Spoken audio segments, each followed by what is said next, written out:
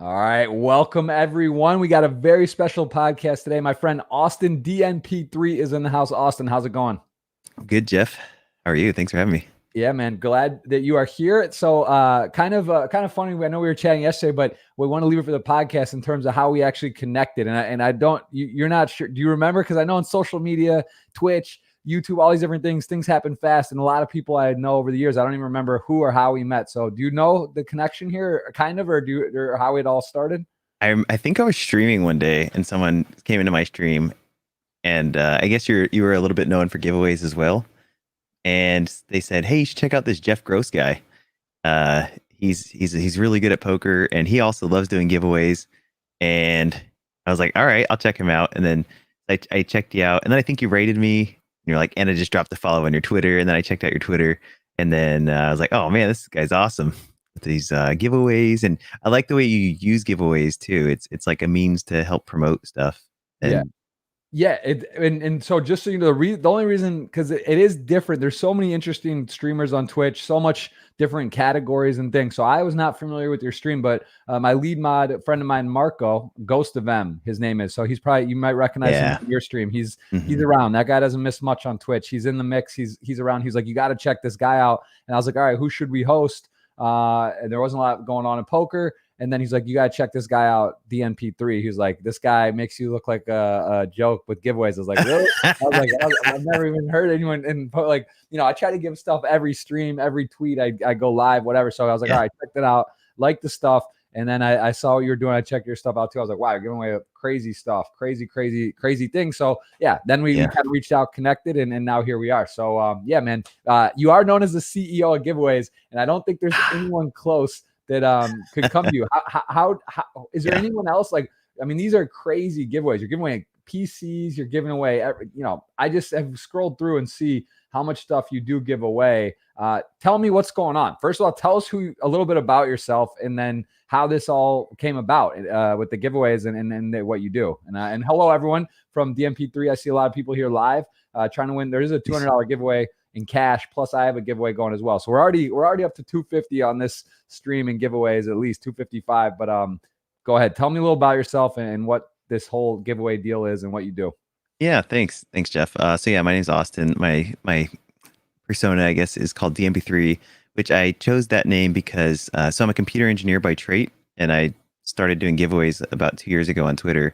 But before that, I was pretty well known on Twitch just for donating, I guess, a lot of his gifted subs and stuff to streamers. And I found Twitch actually playing Fortnite. So my nephews are at the core of all this.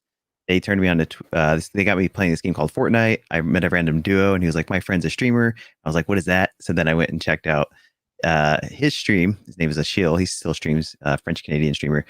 And I realized I could donate to him live, and then it was all uphill from there because it was awesome because, you could donate. They get these crazy reactions, and then I was hooked. So I did that for about a year. I didn't even have Twitter. And then I created my own Twitter. I was like, I want to give this streaming thing a shot because it'd be fun if we could stream Fortnite, just hang out with people. Yep. And so that was kind of, I did my first giveaway on Twitter. And for me, it had insane engagement. It had like 39 retweets, and it was a $300 giveaway. And everybody thought it was fake. Right. Yeah, it's not really, people don't really do that. I mean, there's not like there's not people really giving stuff away with no catch or no gimmick, and yeah, it's definitely not common. So you start out with that, and then you just sort of like, all right, this is cool, and you just kind of rolled with it, or like, how did it sort of turn into to just go from there? Yeah, so there's I kept it going. I never thought it would grow into what it is today, where it's more of a business now. Ironically, I started off. I gave away over $200,000 on Twitter just of my own cash, and then I started. I saw like great growth from that. To give you some perspective, I tried to use Twitter ads, and the cost per click I was getting on Twitter ads was, I think, 2 to 5 cents per click, which was pretty high. And I think I spent $300 or $400 trying to promote a tweet and get some growth and just, get a little bit more well known on Twitter. And I gained a total of 50 followers, and it had reached, I think, a total of 3,000 people for that much. And there's part of that's my fault too, right? Like there's filter words, there's like regions you should target your ads towards and that kind of thing. But then when you actually host your own giveaway, you can do a direct call to action. I studied marketing for quite a bit, data scientist, by trade. And so I make pragmatic decisions driven off data or data driven decisions. And so when I could look at the metrics for Google Analytics versus, or Twitter Analytics versus, like the actual, how can I grow a community from giveaways? The transformation is much stronger with just doing direct call to action Twitter giveaways. It's very, very interesting. I mean, and is it snowball to the point where is it growing? Do you notice like on similar giveaways as you're going now, do they get significantly bigger, or do they sort of level off and then there's like a peak at that? Or is it just like every week or month you're like, wow, like now, my pinned or what I'm doing is getting 4,000, 8,000. Like, is it still growing a lot? Yeah, there's different plateaus, like there's different levels.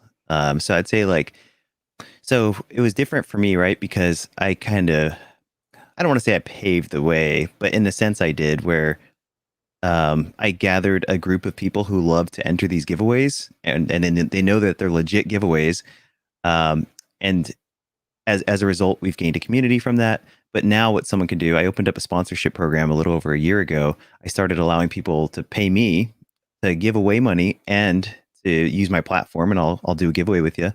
But what that has it's almost turned Twitter into like a spam, like a weed. There's like weeds growing all over the place, and there's so many giveaway hosts now, and it's crazy, man. You can go on Twitter and see like, I don't know, like 50 accounts using the same wording. And I mean, I think at the end of the day, it's good. It's like created this little micro economy of giveaways where now people are trying to boost up their Twitter and then charge other people. But at the time, there was nobody, right? Like I was just doing these giveaways just to give stuff away. I never thought it would turn into this little micro economy. Right. And so it's got to feel good, but also a little bit like, all right, come on, this is basically it's like almost like a patent or this is what you started. This is your thing, your idea, and others are following. So it's also proof of concept. It works. People are doing it. And that's cool. And so now that is how you're getting literally sponsors. So people will give you like, hey, like we want to give away a PC or we want to give away a car. Like it just keeps going. And like the more legit, the more concrete, the more sturdy your stuff is. Are you starting to get a lot of offers, or and you have to almost say, well, I don't want to do everything, or I gotta, it seems like almost a full-time gig. It could be. Yeah, that's a really good question. It's this isn't my full-time gig. I put a lot of work into the community and giving back a lot of the stuff I make, like through insane giveaways. Basically everything I make, I figure out how to give it back away in like some creative way, right? Like I just gave away 2 PS5s. I'm about to give away another Xbox. Those are all self-funded. And then the PC I'm giving away right now, which is trending top 2 in the US, by the way, today. Giving away a $2,500 PC tonight. I partnered up with Power GPU. This is trending in the US? You're saying this tweet or this thing? Right, yeah. I don't know if it's still trending, but it was earlier today. Free PC Friday was trending. Number 2 in the US this morning, which is awesome. And just getting back to those plateaus, right? There's usually what I see is what I'm starting to see is these accounts that are more worried about numbers and growth. There's different meanings in like why people are growing, right? Some people are going in and connecting with people in Indonesia, for example, and paying them to do the same thing. And as a result, they're getting 10,000 Indonesian followers, which are great. But if you're a brand that's going to actually try and move a product based off your promotion, that's probably not the best fit for you, right? Like, so they're seeing rapid growth and they're seeing some good numbers from that, but ultimately, I would say it's like artificial. It's more of an artificial following versus today. Like if we were able to get something trending. These are people that are interested in winning a free PC. There's a few things they have to do, right? Like follow my Twitch, go read an article. So they're promoting New Culture Media. That's the website they're promoting. And it's totally legit. And as a result, I'll probably have a few of those people stop by the stream tonight. We'll hang out, have a good time, and maybe some might join the community once they realize you can win free prizes. Everything's 100% legit. So that's been kind of my goal for the last year. Is I love doing giveaways. I'm trying to build a community where, like your grandma plays bingo. Maybe it's, I don't know if grandmas still do that, or just anybody, right? Yeah. But before, they would have to go and go to like a physical brick and mortar location to play bingo. But with the digital age, with Twitch and all that stuff, which I've tried to create a digital playground for adults where anybody could just come in and play and win real prizes online. And it's more of a community feel instead of just I'm going to an event. Now let me ask you something, because I've actually seen not like shots or just like a little jab or something, because it's funny. You almost like Pavlov, right? You condition though, and you give people giveaways. Cause like for me, I've been streaming a long time. Similar to your point, like I have sponsors, I have people that like giving stuff away, which is great. Like whether it's energy drinks or books or a ticket to a poker tournament. So it's fun, right? Because people can win something. You're doing what you're doing. You're having a good time talking, promoting, and you're also then giving something away. But at what point do you ever feel sometimes like, well, I'm an interesting guy. I love what I do. And now like my stuff's predicated on giveaways, because for me, I sometimes like one or two times I'm like, man, like, I'm not like I stream poker. I think I'm a good poker player. I think I'm fun, interesting. People hopefully would come anyway. But now it's like, all right, we start doing the giveaways. And it's almost like now I feel like I almost need to give away something every show. And then I almost wonder once in a while, well, would the people still be here, or would someone come, or would they retweet and be engaged? Are they really interested, or they just want the giveaway? Do you ever have a kind of such a good question? Ever like a bit of like a thought on that? Like, man, like, I don't know, this is like great. I have crazy numbers. I'm getting huge, but does that ever feel kind of funny to you, or do you ever have to like, how do you calibrate that, or do you ever think that way? I personally don't care. I actually embrace the idea of people following me for giveaways, because that's my brand. That's my content, right? So I'm going to be giving stuff away anyways. So I think it's great for exposure. There is a bit of a stigma I've noticed for content creators. And I think the reason there's a stigma is because they'll do one giveaway. They'll get people that'll follow, maybe unfollow after the giveaway. So you get that instant gratification of, wow, I'm getting followers and that kind of thing. But where they get lost, and I think where the sadness comes, is when people actually are there for a giveaway, or when they unfollow and they're not there for your content. But you have to think, how did I actually acquire these new viewers or new followers? You found them through a giveaway. So I've actually set up my entire community to embrace that. And we have like little mini games in the community. Everything there's like rewards built in from your interaction on Discord to Twitch. I've spent a lot of hours, hundreds, maybe thousands, programming. I'm connecting that computer engineering piece to it all, creating this economy to allow for people to come join for giveaways, because we do a lot of them. And I actually expected to be super boring and monotone on Twitter and Twitch. And I was like, what could I do if people had to come and just watch the most boring stream on Twitch, my stream? What could I do? I could give away money because I have that, right? And but then I've learned a lot about myself from the people that come to the community. Thank God I'm prior military, because I'll tell you, there's some like super toxic people on Twitch, and it is I think it's hilarious. And YouTube, I mean, anywhere, right? Any social stuff, like keyboard warriors and people that just like want to be negative or nasty, or like they just stay for whatever reason. And I get it. Like it's sad, but it just is what it is, right? It's gonna be, it's gonna happen. It's gonna happen. And let me just add one thing to that, Jeff. What has happened as a result, is like I have built, not just me, right? It's like me, my moderators, core community members. It has built a beautiful community. It's because we don't tolerate any toxicity. We have created our own culture of giveaways, and it's awesome. I literally do giveaways every single stream. We do giveaways bi-weekly in Discord. I try and make it like incentives to sub and that kind of thing. And then all that money, I figure out a way to give back to the community somehow.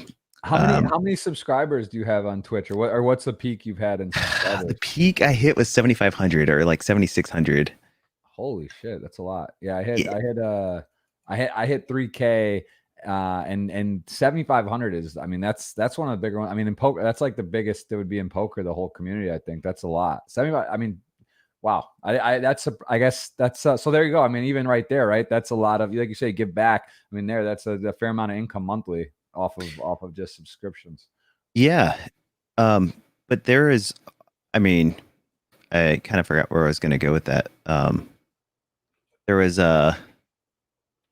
yeah, I totally blanked. I think I was going to say is, yeah, it's a lot of subs. But I don't want them to like look at it as like, I'm just subbing to the channel. I want it to be like, I'm subbing to this community. For sure. You know, and Twitch is the mechanism to do that.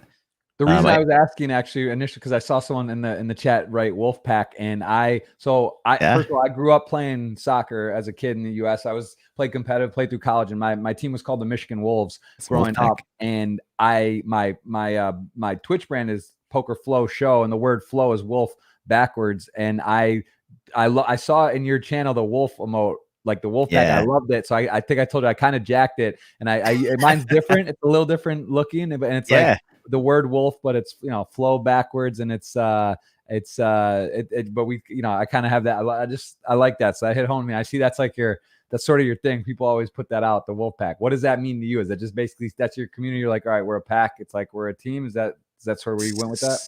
Yeah. So when I was first forming a community, I love Tron, the movie Tron, the colors and the aesthetics of it. And it's this weird hybrid of a wolf.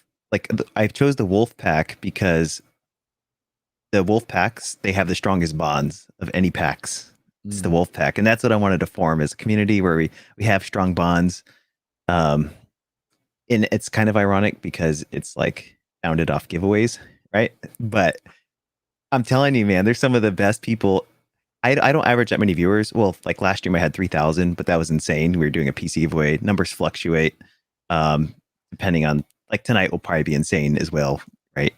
But because we're giving away a PC and kicking off a bunch of other giveaways and stuff. But the people I've met through doing these giveaways have been some of the most genuine, sincere, supportive people I've ever met in my life. Like, I've met some of my friends I've met through Twitch, and like even some of my moderators are better friends to me than people I've met in real life.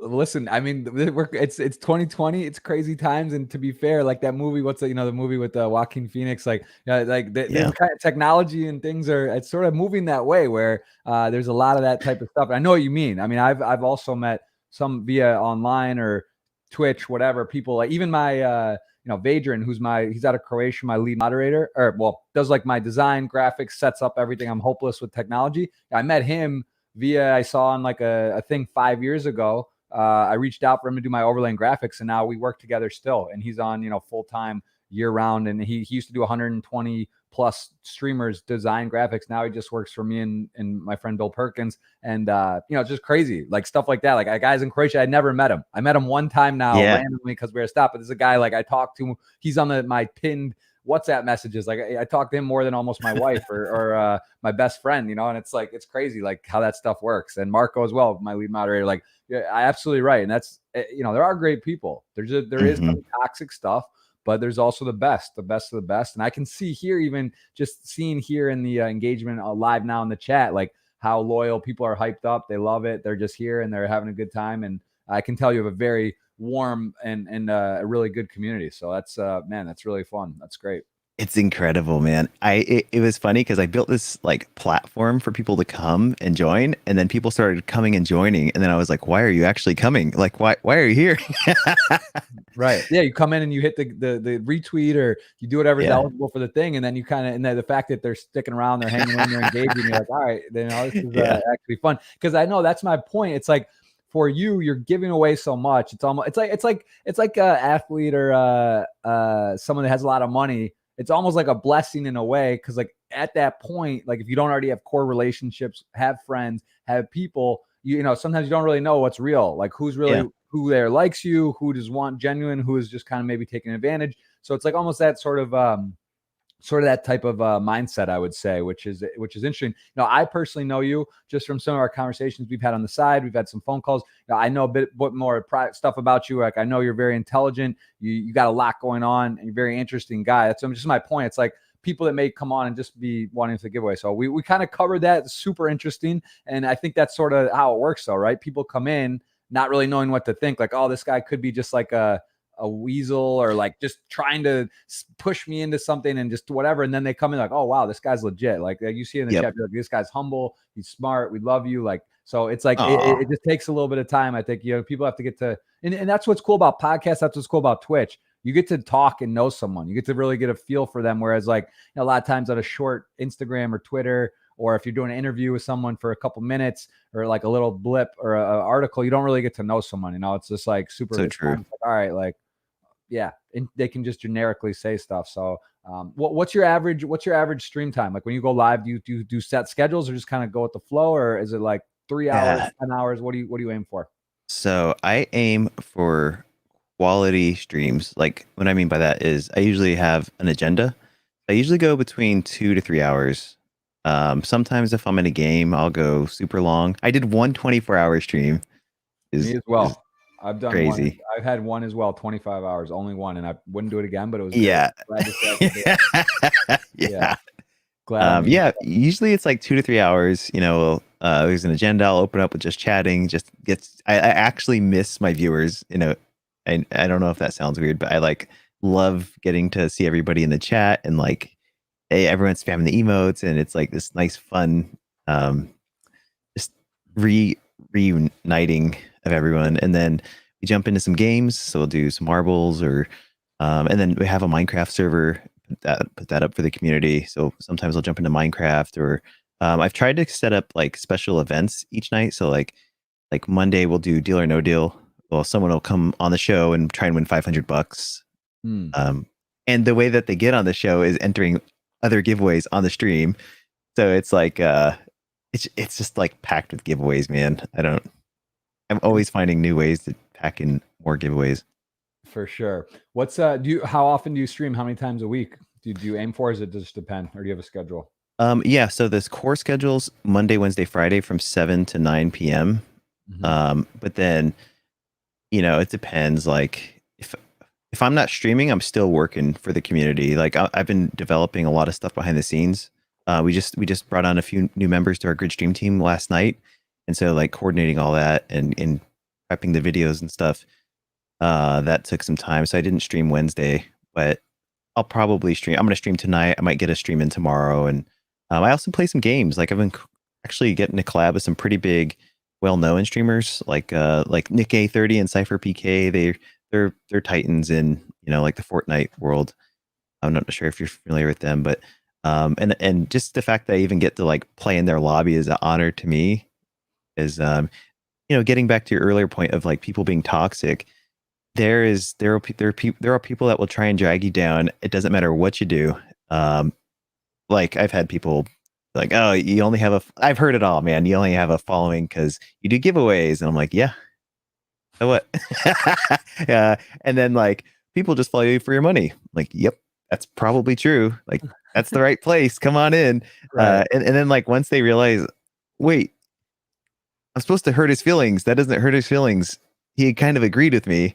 Then it like neutralizes it. And then that you take down they're on sort of they're on defense and they're just confused, right? And it's like, all right, man, like what do I do now? Well, you're pretty ugly.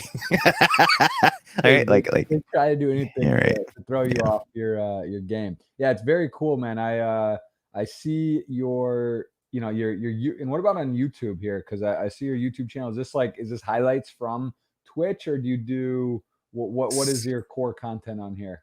So I used to capture me doing donut bombs, where like I would just go to streamers' streams and I'd donate them money, capture the reaction, put it in a YouTube video. One thing I've learned is I know how Twitter works pretty well and how to maximize engagement, and that YouTube is a totally different beast, man. And there's like the same way I can get something to trend on Twitter, I am still learning and studying that about YouTube. And I think I have a good sense of what to do, but my Main constraint is time. And so my channel's kind of inconsistent. I'll put like a variety of games on there. I used to role play GTA 5, which is awesome. There's a lot of the earlier videos are me donating to streamers. And you can actually, like, if you watch them, you can watch the stream progress over the years, where I've made just improvements to the stream over time. It's very cool. Yeah, it's and do you enjoy, is it this fair to say out of all the different platforms, is Twitch your, that's the main one you enjoy the most, you use the most, and utilize the most? Twitch is home. YouTube is like, like, I don't know, a distant friend. Like I have a video editor and I have a graphic designer and everything, and I'll try, and what I'm trying to do now is focus on quality content. To, like, if I can't watch the video, like I have one video that my editor just made and I hated it, and I'm not even going to publish it. And so like, it's kind of just, I don't want to put out junk anymore. Like my old days, I would be a little bit more okay with it. Like, yeah, just put it out. Now I'm just trying to keep it like top shelf. Good quality for sure. You know what else is super underrated? Sorry to cut you off there, Jeff. Please, like I said, I'm on Twitch all the time, and you got to cut me off. I talk a lot, so please just get in there anytime. Bro, Discord is the best. Like Discord is where everybody chills. They talk about the stream. We actually have games in Discord, and you get rewarded just for chatting. And then you can go and buy those. We have something called Grid Disc in our community, Tron based. That is where so many people are. And when it's time to stream, that's when, that's like when we get to hang out for the day. Then everybody. This is it. The Grid. Yeah. That's the site. So I built this site for the community where they can. So if, let's say you chat on Discord, for example, I think every 5 minutes you get one Grid Disc. And so over time, you'll accumulate these Grid Disc, and then you can go into, I think it's the shop in the top left there. Oh, okay.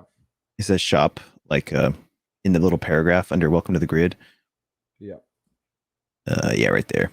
And then you can go and buy this, like actually your Grid Disc syncs up to Discord, it syncs up to Twitch, it syncs up to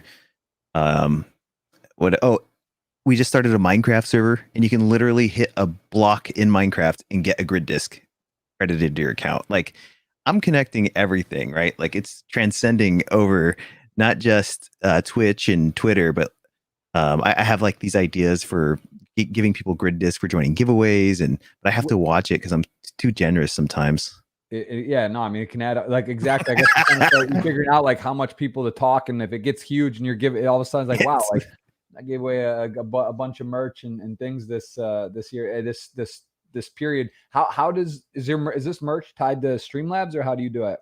We have a partnership with Aporia Customs. I might be getting away from them soon. I don't know, because they're like so adamant about putting their logo on the back of the jersey, and I don't like the way it looks, but that's such a minor detail.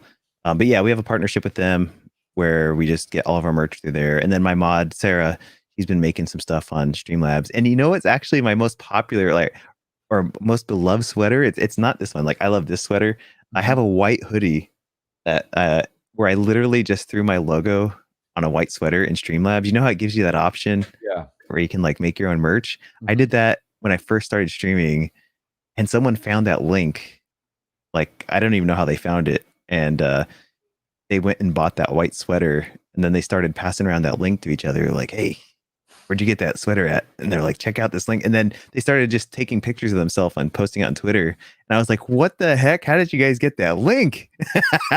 and people were literally, they were stamping it, and just it would be going around. So it wasn't through your store, but it was your logo on just a plain white sweater. People were it was through my store, but I hadn't published the Streamlabs merch link anymore. I had like removed it from my panels and stuff. So yeah. Well, I do want to touch on this. Speaking of that, you kind of said like, oh, how did this happen security wise? I know you have a bit of history and understanding of your other areas that you do work in. If you could maybe touch a bit on security and just in general, like what and because I think nowadays there's so many platforms, like you hear about major sites, major corporations getting hacked, right? Stuff happens, data.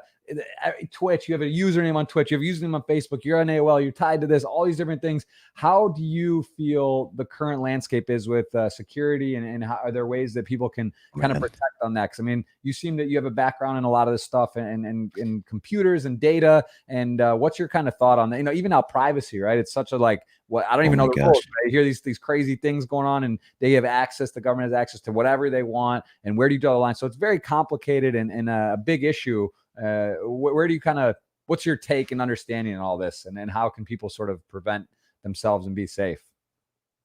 Oh man, there's so much to unpack here, but yeah, so I did incident response for Fortune 500 companies for the good part of, like, I've been in the industry for 15 years, and for about 7 of those years, it was doing incident response for huge companies and helping them secure their people, their products, and you know, it depends on like what the mission is or what industry they're in, because the financial industry is going to have much different standards than like the government, for example. So there's literally been cases I've worked on where if it got leaked to the media, it could have collapsed the entire economy.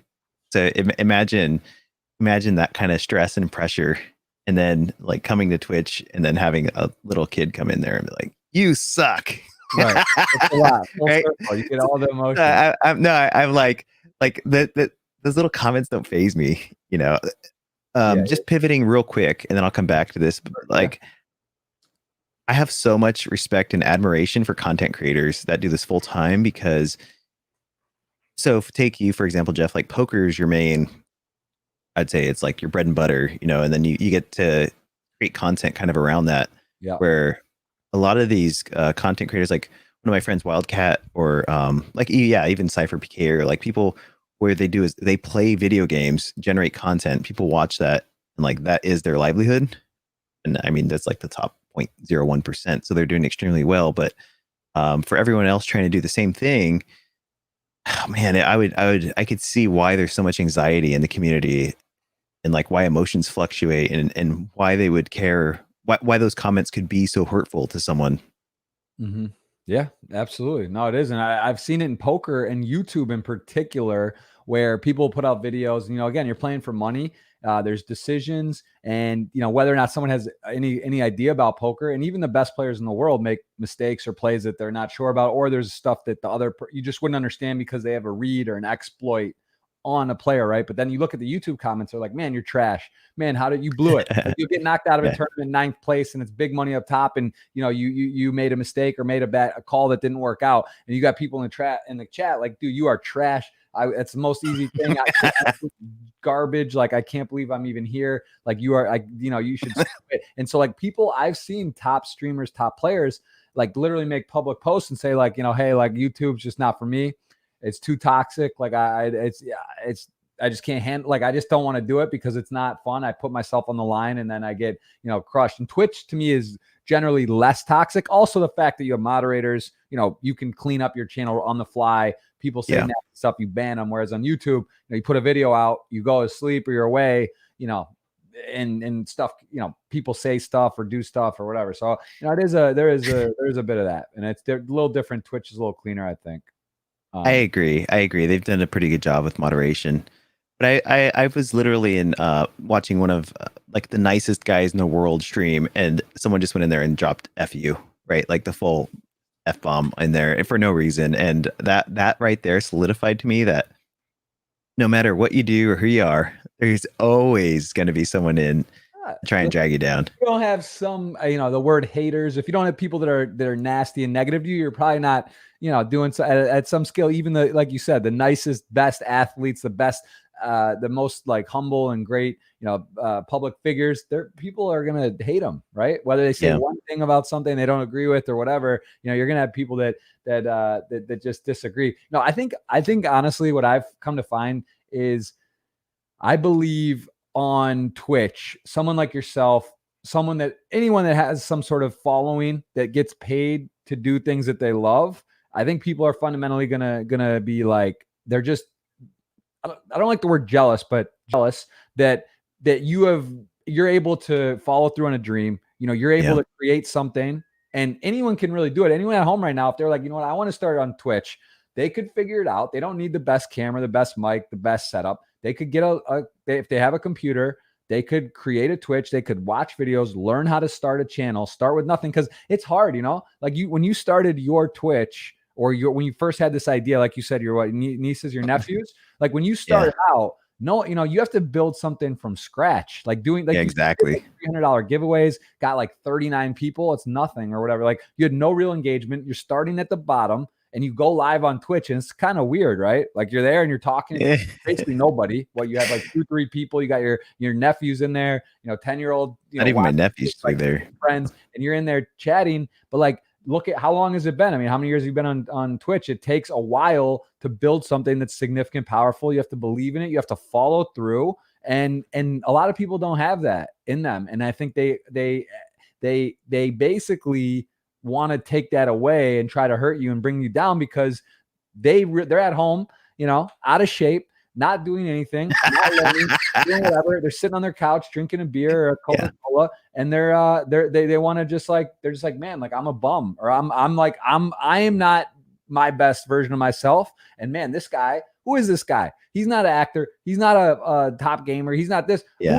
Who is this guy? Why does he get to be so successful? Why does he have this much success? And I think that's fundamentally that type of stuff. Same with me. People come and you know, they say, oh, I want to start Twitch. I'm a poker player. They don't follow through. They get one stream. They don't get OBS. It's too hard. It's only 5 people watching, 2 people watching, and they just don't follow through. And I think that in my opinion is what happens. People just fundamentally, they have envy and they don't want to, they'd rather, it's easier to bring someone down or try to than to go out and try to build and do something themselves. And that's unfortunately, I think what happens a lot. That's my sort of opinion on it. I agree. There has to be a goal and you have to have mental fortitude to withstand 0 viewers. But I see people playing games 12 hours a day and they call it grinding.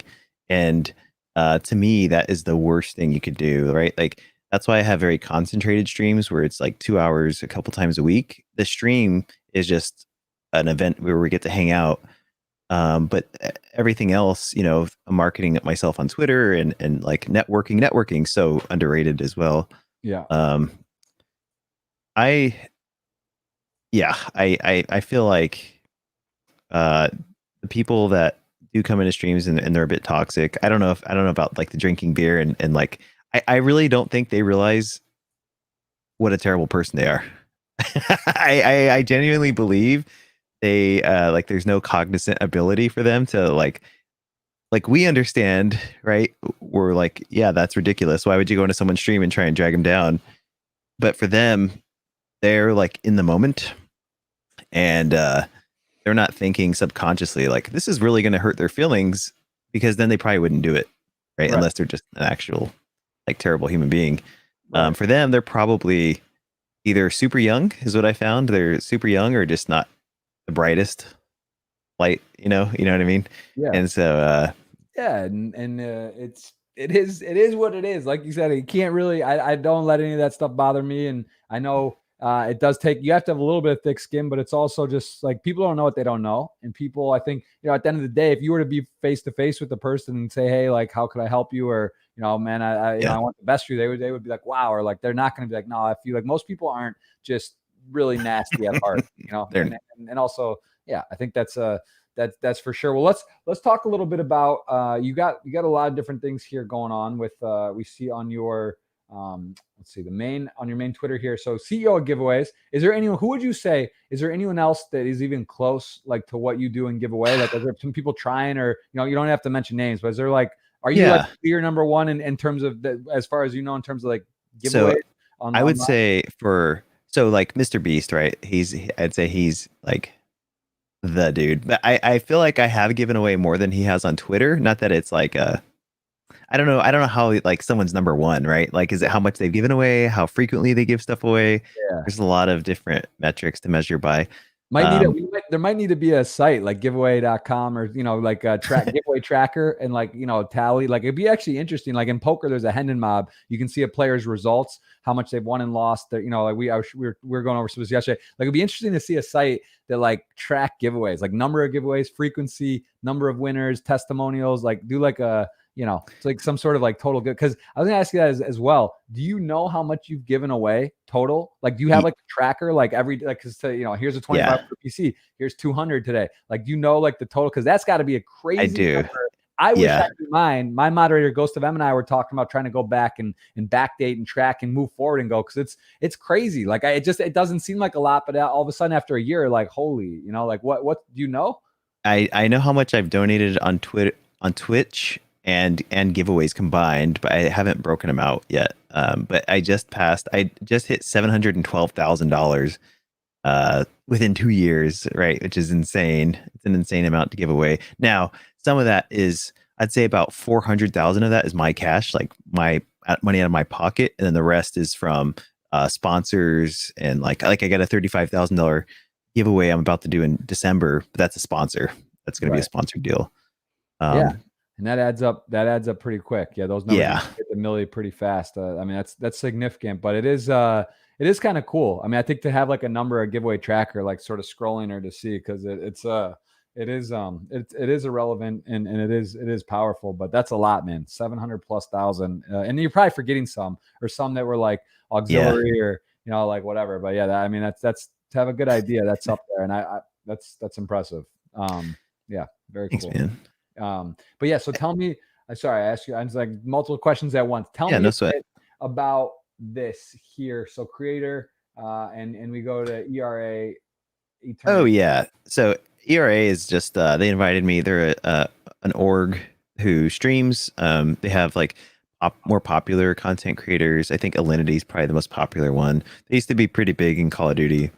But they reached out to see if I wanted to create content for their org. And so that's just me. I'm just part of their org. Okay. And then I'm really hoping it helps me with my Twitter verification.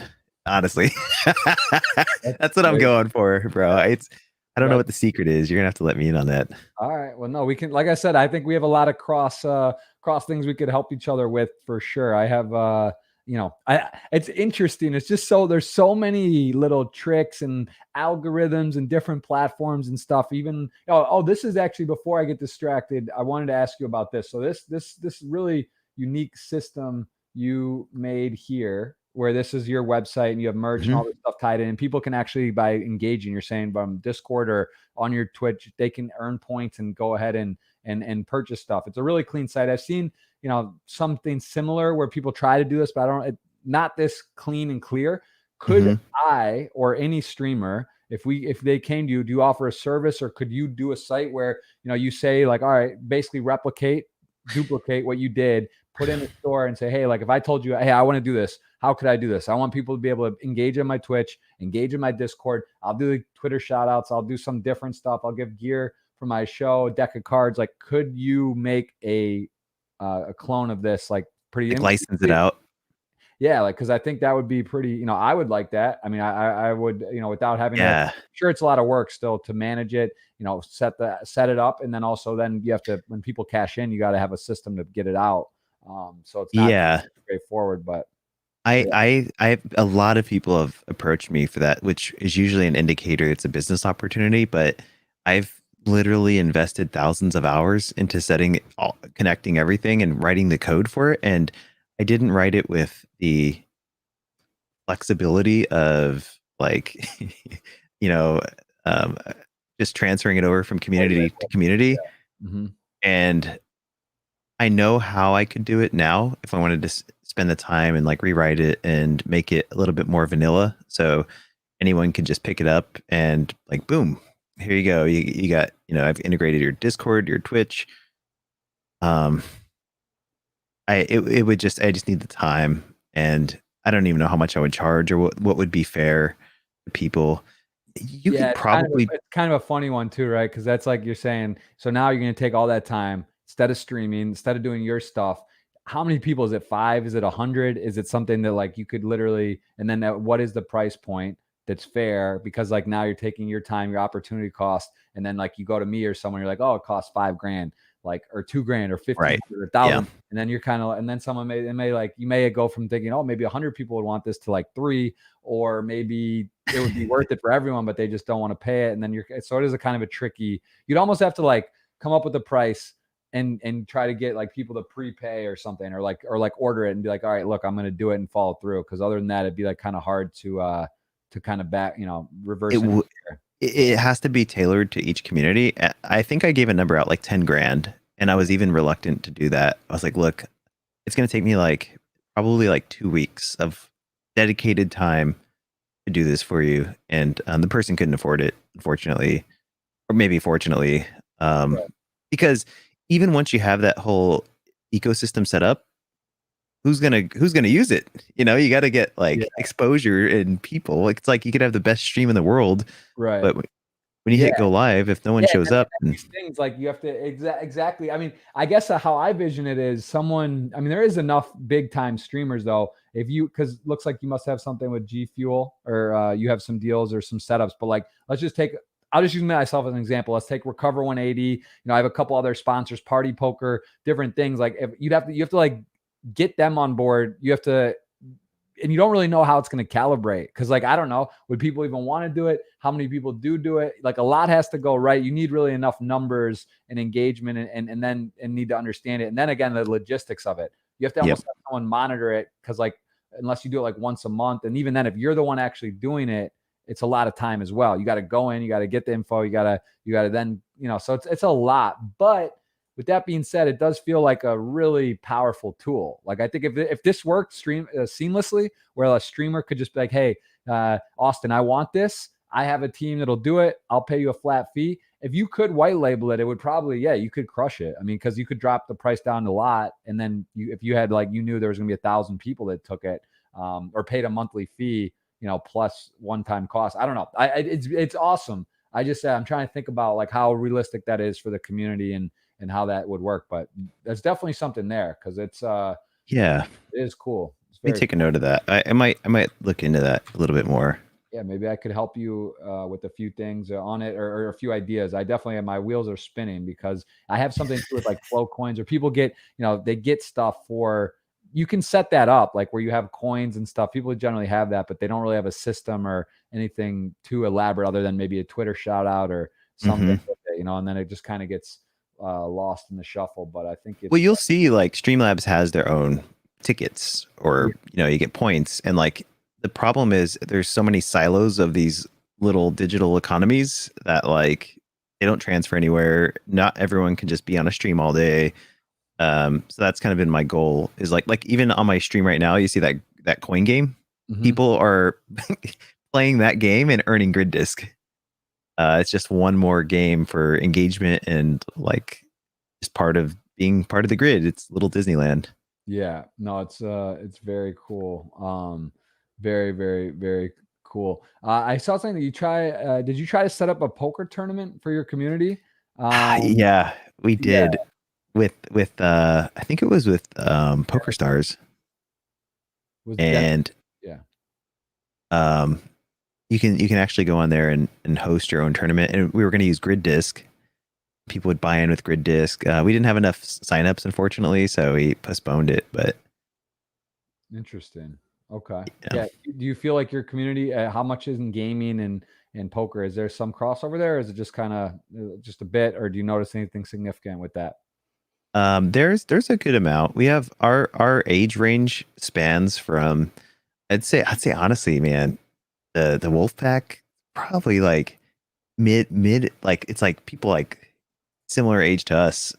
I'd say it spans all the way from like teens into, we have some people in the community that are in their 50s and 60s, but like the core is probably between 25 and 40, 45 maybe, which is awesome.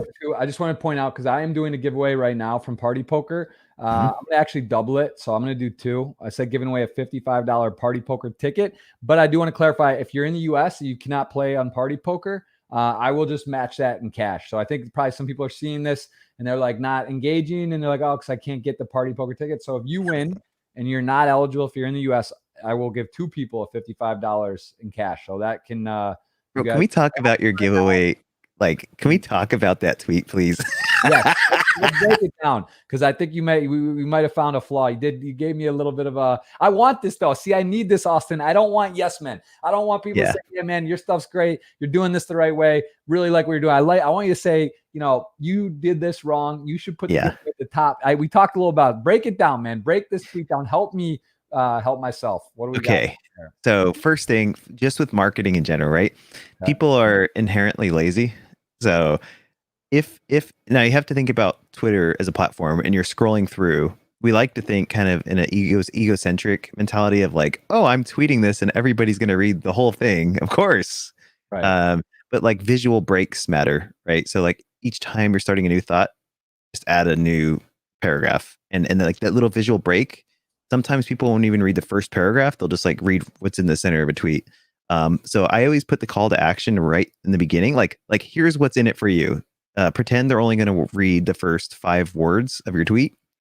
And that's what I like to call is like the hook, So that's why usually I use the same verbiage of like, I'll give $1,000 to someone who retweets this within X time or N time. And that's like, okay, well, it's worth me checking the rest of this tweet out.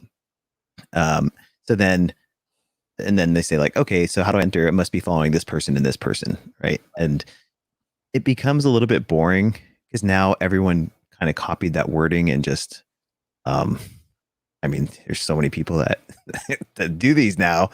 But at the end of the day, how much more can you really switch it up without, like I don't know if there's any room to be original. People have tried and like their engagement has dropped a bit. But anyways, getting back to the tweet. So yeah, put the bottom line up front, right in the beginning. And then I would try and make it less wordy. Yeah. Like I would hit enter. Can't break this one down. How would you have wrote this instead? Let's work on this. I would have put giving away at the very top. Giving away $55 poker ticket. Giving away $55. And then you put that basically first of all, flip it, then put a break. But then like, what did you just say tomorrow, 12 p.m. podcast, number 106 with DNP3? Like, would you not even say the other stuff, or would you mention? I would put like, honestly, no one cares about the content in that tweet. Mm-hmm. I would say put giving away $55 at the very top. Let me see. Let me zoom in a little bit there. Giving away $55. I'd put that at the very top. And then I'd put to enter. And then maybe like little dashes, like follow, like follow dash, like dash, and then retweet and ask /ask DNP3 a question.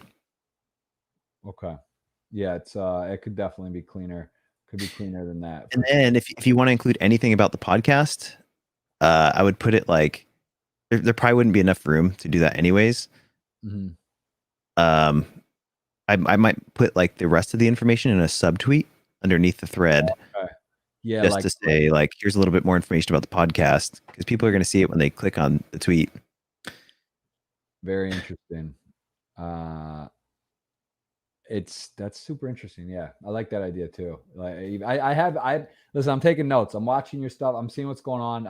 It's funny, right? Because the hard part is actually giving away, having sponsors or being able to do giveaways, and then it's like, all right, if you're not actually optimizing it, then it's almost like you're punting a lot of EV. You might as well, you could do it better and do a $20 or something. But no, it's great. And again, same with me. I believe in abundance.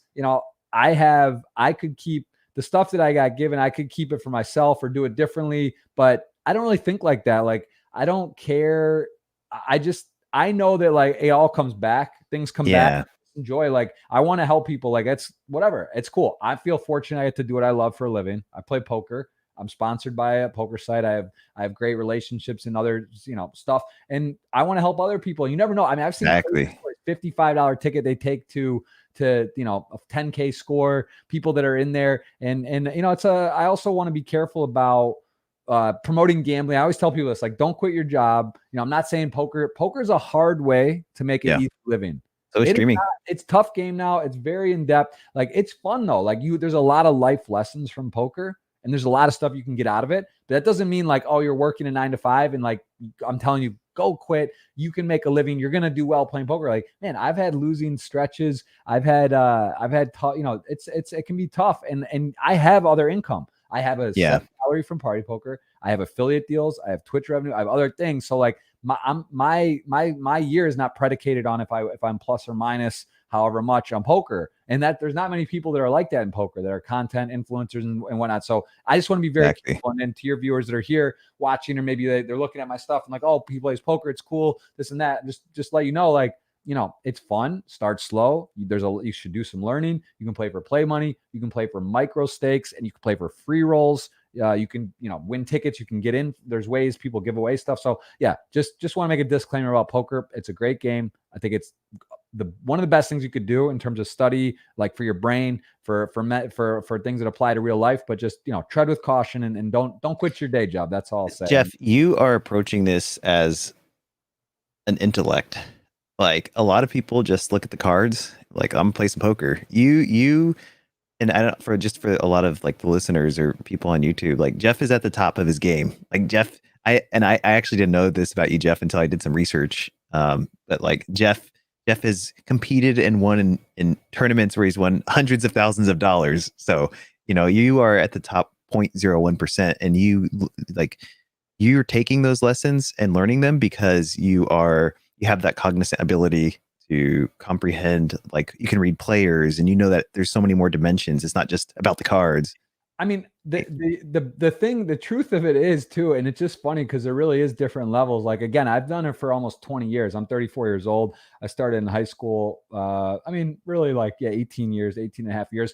The top players, like, I'm a winning long-term, played poker, played cash games. I play high stakes cash games. I've traveled the world playing poker. There are the players that are better than me, though. They are there are players that are like, Bobby Fischer, Magnus Carlsen, like the top, 20, 30 guys in the world. They're on, like, it's a different wavelength even. And I could beat them any day, right? Like, I play with them, and I know mostly, they're not going to have a huge advantage over me, but they're better than me. And, I'm realistic too. Like, that's what I love about Twitch and poker. Like, I'm learning every day.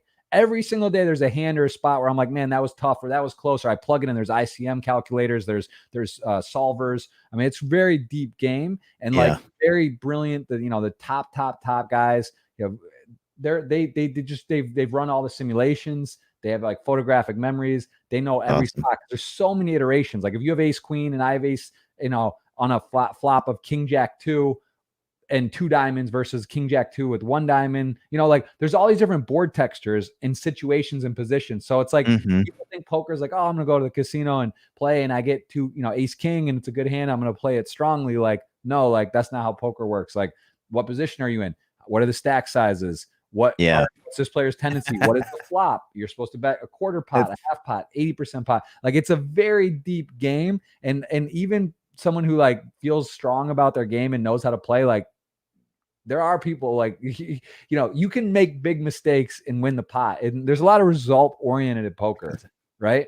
Like, if you go to a casino and you played 5 times in a row and won every time at a poker game, you might be like, I got this. Like, I'm a semi-pro now. No, like, you might have just got very lucky and played terribly, and you might have won a couple $100 each time when you should have won 4,000 each time, but you won small because you missed bets, you played badly, or you might lose 5 times in a row and actually be pretty good. So anyway, that's my getting off on a poker tangent. That's what I'm saying. No, you're passionate about it, bro. I love it. And yeah, so okay, wait, let me ask you, have you ever played with, so I used to watch growing up, I used to watch Phil Ivey. You ever met Phil Ivey? Oh yeah. I play with Phil many times. He's definitely one of the more recognizable and biggest names. He's one of the pillars of poker. He has not been on my podcast. The other 3 major names, I would say, like the biggest names in poker, good friends of mine, Antonio Esfandiari. You may not know. Do you know that name? I don't know who that is. I haven't watched poker in, like, I'd say like a few years, so it might be out of the. He won $18 million in one tournament. It was the biggest. How much? 18 million. Oh my God, bro. That was the $1 million buy-in in 2000. I actually do know who that is. Yeah, he has an earring. Let me just show you. I'll show you a picture of him here. Yeah, he was on my podcast just recently. He's one of my best friends, actually. Yeah, so the world. I know who that is. I played in some home games with him and Michael Jordan at Jordan's house. Like, we've traveled to Turkey, Istanbul. All That's over the so world. cool. I mean, we've been like he does like but that's what I'm saying. He won an 18 million in one tournament. It's crazy, man. It's just crazy. But yeah, I've definitely seen him before, and I watched Phil the Mouth Helmuth, I think. He was actually on my podcast just last week. Phil Helmuth. What? Yeah. Oh my gosh. Phil and I are invested in 12 different businesses together. He's one of my like good friends as well. But this was Antonio a few weeks ago, and then I think you just mentioned who was it? Helmuth? Yeah, Phil Helmuth. I'll show you. Hey, how come you didn't wear a collared shirt for me, bro? I wanted to just, I wanted to wear it right now. More, but we're all right. We're laid back, we're just kicking it. Let me find it. Hold on. But yeah, Helmut, that's what I was gonna say. That's one of the bigger names, and there he is. Phil was 2 weeks ago. Oh, that's so cool. He's a really, really interesting guy, and just a great poker mind. But yeah, those are Daniel Negreanu as well. Those are some of the bigger names. Daniel Negreanu, yep. But, for sure, man. All right, well, this is about you, not me. We're talking poker a little bit. Jeff, this is amazing. Give me your poker experience. Have you played live? Have you ever played online? Well, how much poker have you played? I have played quite a bit of poker. Hold'em. I'm a Hold'em guy. Okay. So that's why when I found your profile, I was like, oh, awesome. Likes to play poker. Cool. Yeah. But then I didn't know how deep and how good at it you were. By the way, I got to say that Flow logo looks fantastic. Fantastic. This has been a third iteration, like exactly to my point. I just want to hit one more time. Anyone at home thinking about Twitch or starting their own thing, my looking back to my first logo, first idea. I love the name of Poker Flow Show. Ryan, whatever. We had a surfer in it. I've changed the logos, changed this. I've done 100 different changes and updates and upgrades. I'm sure you have too, from your equipment and your stuff. And if you're looking and thinking of starting, just start. Don't worry. Use your PC camera.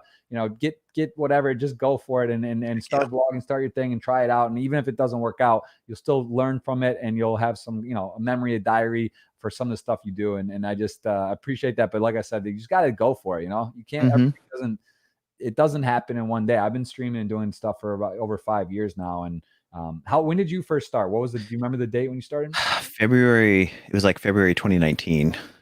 So February 2019. Yeah. Less than a year. Wait, where are we? Almost 2 years. Almost 2 years. Yeah, almost 2 years. Yeah, what year are we at? Where are we? What Bro, day? And my moderator, Sarah, she's like my main mod now. But when I saw the number go up, it went up from 2 viewers, which was me, and another tab. It went up to 3 viewers, and I was like, "Hello?" And she wasn't chatting in the chat or anything, and I was like, "If you're watching this, please type in chat, please." I couldn't believe someone turned on the stream and they put "I'm here, yes," and I was like, "You're here." And then she just kept coming back, and then we just kept getting more and more viewers, and that's awesome. It's been awesome. A lot of engagement here, a lot of familiar and new faces. So guys, thank you for being in here. Appreciate it. Do you recognize some of these names? Do you know you're here? Does that pop up? Oh yeah. How'd you do that? Angie Pangie, amazing member of the Wolf Pack. You got Metal Mama. These are all the OGs. These are the people that make it all worth doing the giveaways. And the fact that we've amassed these amazing people together collectively, they blow my mind how supportive they are, and they always bring hype, and wow, it's amazing, man. Yeah, you can. This is awesome device. This is StreamYard. This is a really cool for podcasts. People use it for other stuff. Actually, I had Alexandra Botez on yesterday on my podcast. He's the chess phenom, very, very interesting, big Twitch channel. And she was like, "Man, what is this thing? Can you use this for I'm loving it. I love StreamYards. This is so cool. It's great. I started using this maybe 6 months ago or so, and it allows you to do different scenes. Different. It's so good. Yeah, it's so good. It's definitely pretty cool. So I'm definitely gonna use this. Yeah, it's a nice little tool. All right, I got sidetracked, but that's what happens, man. We were somewhere. We were on you and Grid Team, which we've already kind of talked about as well. But I do want to. So, can you explain this is over here, or just separate grid. So we got so much going on the grid. So the grid is like the overarching thing, right? Grid gaming is it's an actual LLC, and then we have a stream team, which I started that like I think a year ago. Yeah, December 2019. That was when you make Twitch partner, you get the idea of like creating a team, and so I've been like slowly bringing people on to be part of the team, and like it's been getting, like I'm learning about. I thought I was going to create a team, and like I wanted to help people grow and just help people network with each other, get some more discoverability. But it is literally like so many people fail at this, and like I feel like I have failed my team a little bit. But one thing I've realized is I'm learning as I go, but you can only like give them the tools to succeed. So that's what I'm kind of taking it on as my role is like, hey, I'm going to give you guys a video editor. I'll give you guys a graphic designer. And then the stream team, they've been coming together now. And like, I feel like we're really finding our stride. Right. Where we're like planning events now. And we got like, it just feels like it's all coming together. So we can use that full force of the entire team to help each other grow. Yeah, it's very cool, and I love the logo. I love the graphics. I love Thanks, bro. the whole thing. And do you ever feel like you have too much going on, or is it a blessing or a curse when you're like, all right, I got grid team, I got this, I made this thing for Twitch, like the connected things. I got my personal life, I have this, I'm doing my other job, and do you ever kind of look around and you're like, I don't even know what to do? Because this happens to me where I'm like, I wake up and I'm like, all right, let's do a podcast. Because like even the podcast, like it's organizing, contacting guests. Even like I have people help me with the edit, to do the stuff, right? But it's like you got to do the wording, you got to get the band, you got to research them, you got to do a lot of stuff, and then it's like, all right, I'm streaming, I'm doing this. I have a wife. By the way, I have an 18-month-old son, and I'm trying to do like do you ever kind of just like, what's your methodology? Do you like to do a lot of things and then sort of hone it back in and focus on a few, or do you just focus on a couple? Because like Gary Vee, for example, he's like, social media guy. Yeah. He kind of just does everything. He's got like 30 people working for him, and he's just a machine. But like he kind of is scattered and just firing off left and right. And then there's some people are just like, all right, do one thing or two things and do it really well. What's your kind of overall thought? There are different personalities in this world. I am more of a Gary Vee where I do everything. So I'm really good at getting things from 0 to 60, and I do that really well.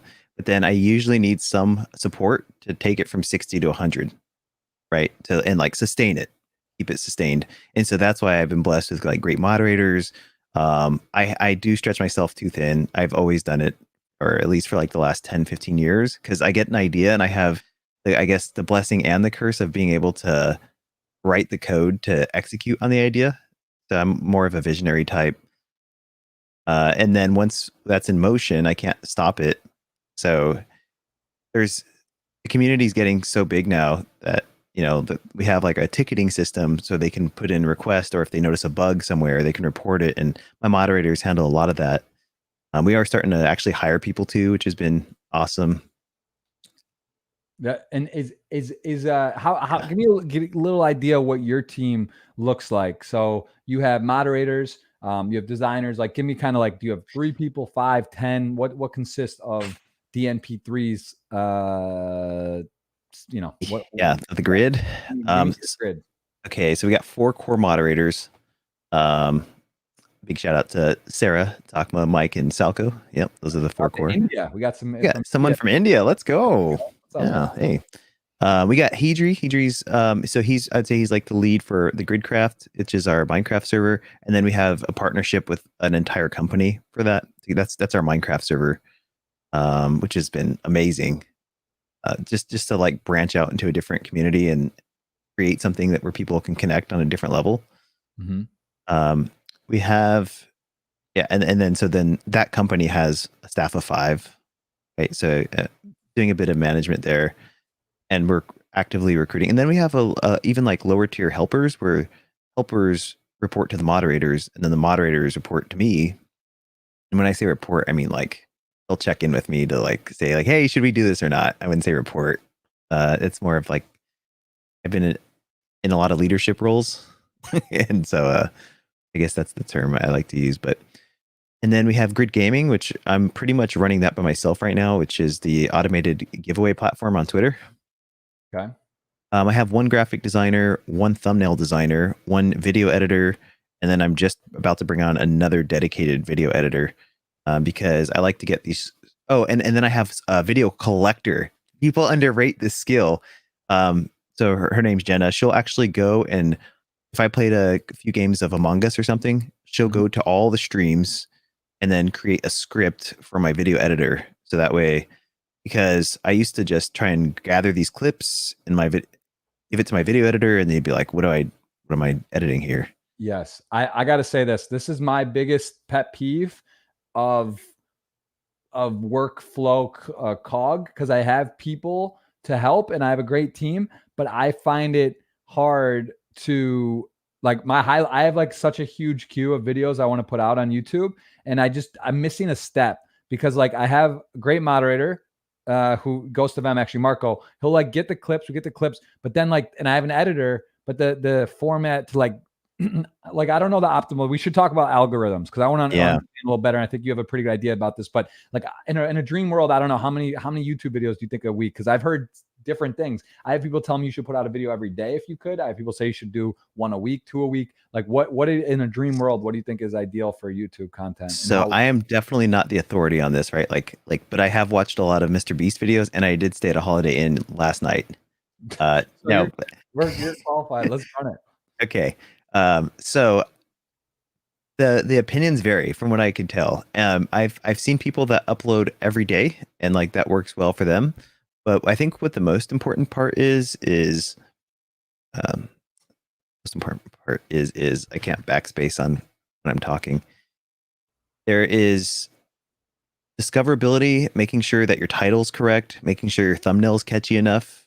The timing of the video, is it relevant to the current trends that are happening on YouTube?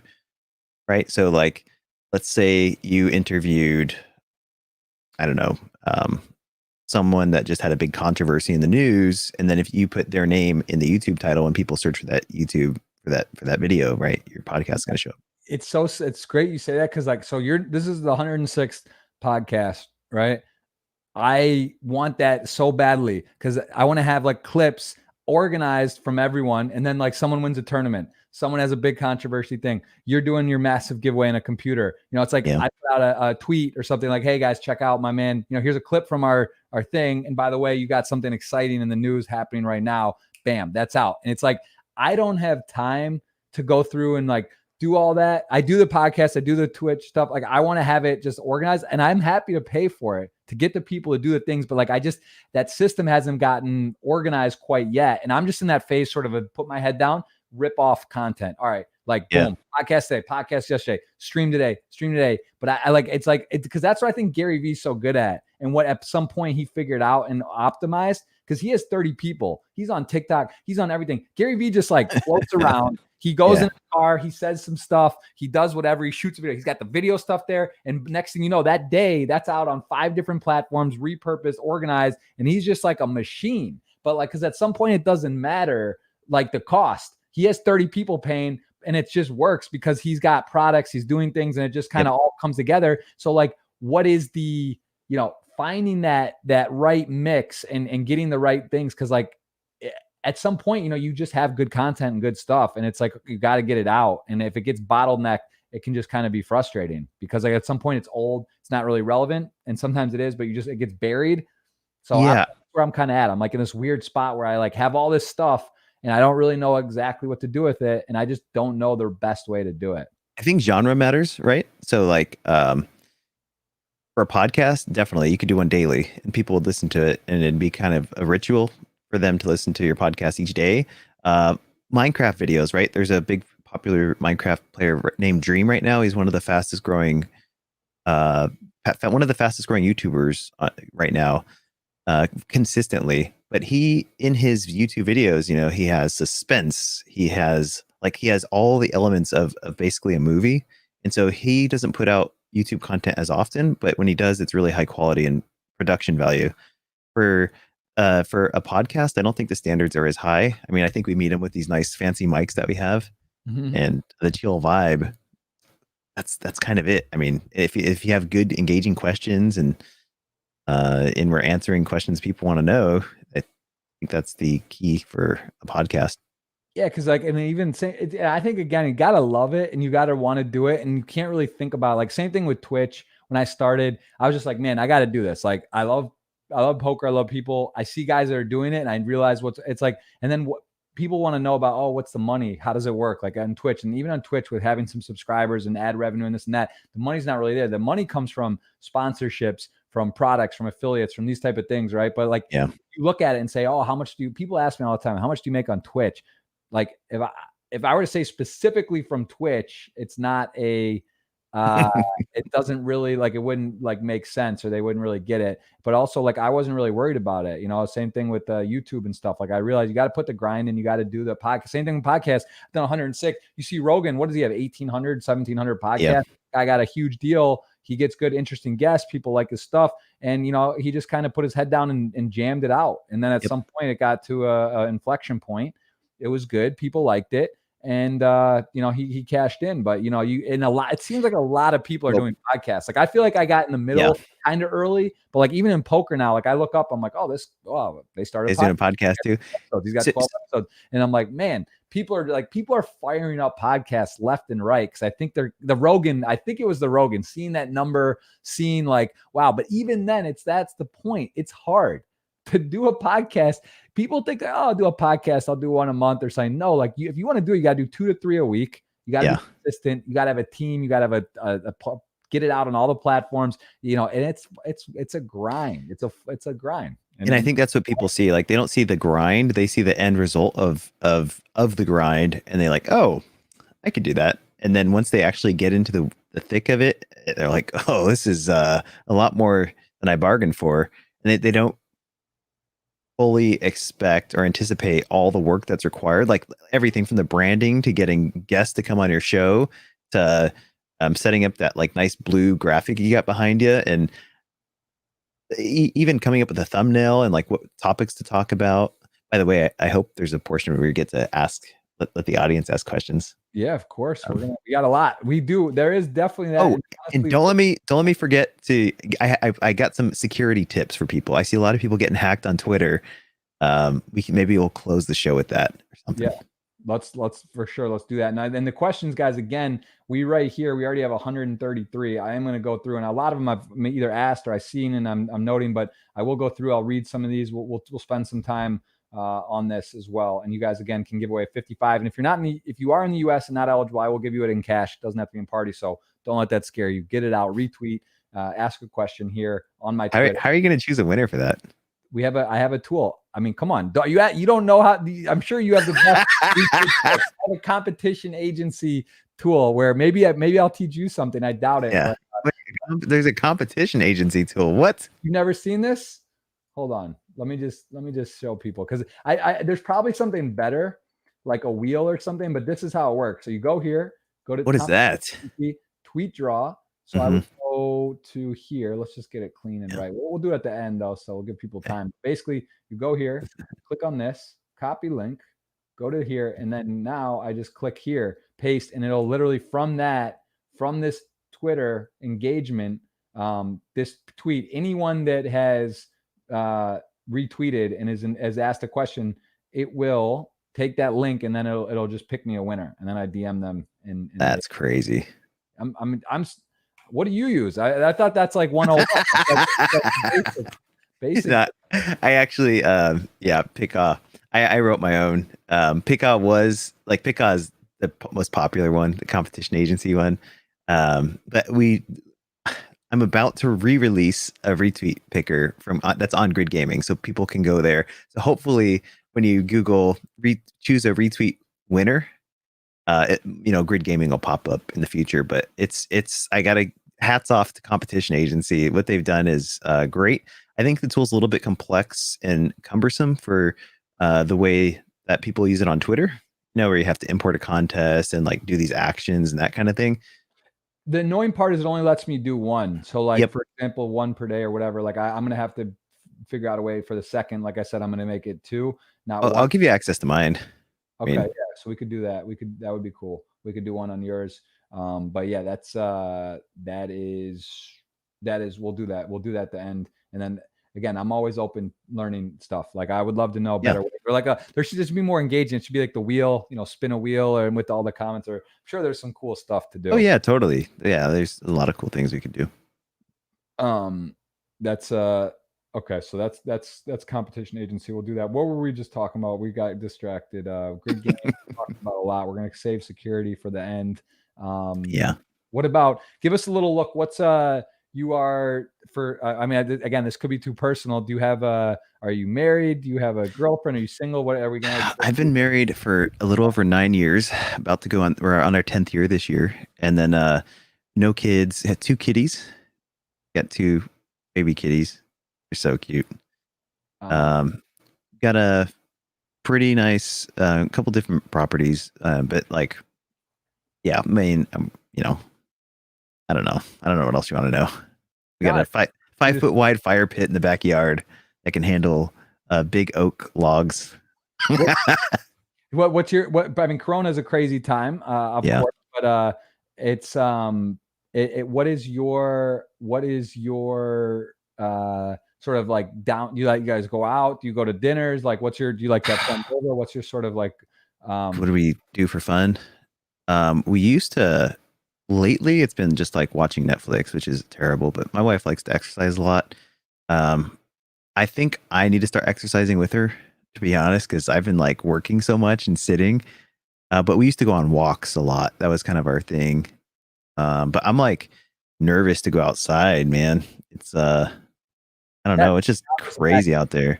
Close, it seems like that's kind of like the point now too, where whether you take it or not, in general, like there's going to be things that should calm down. Yeah.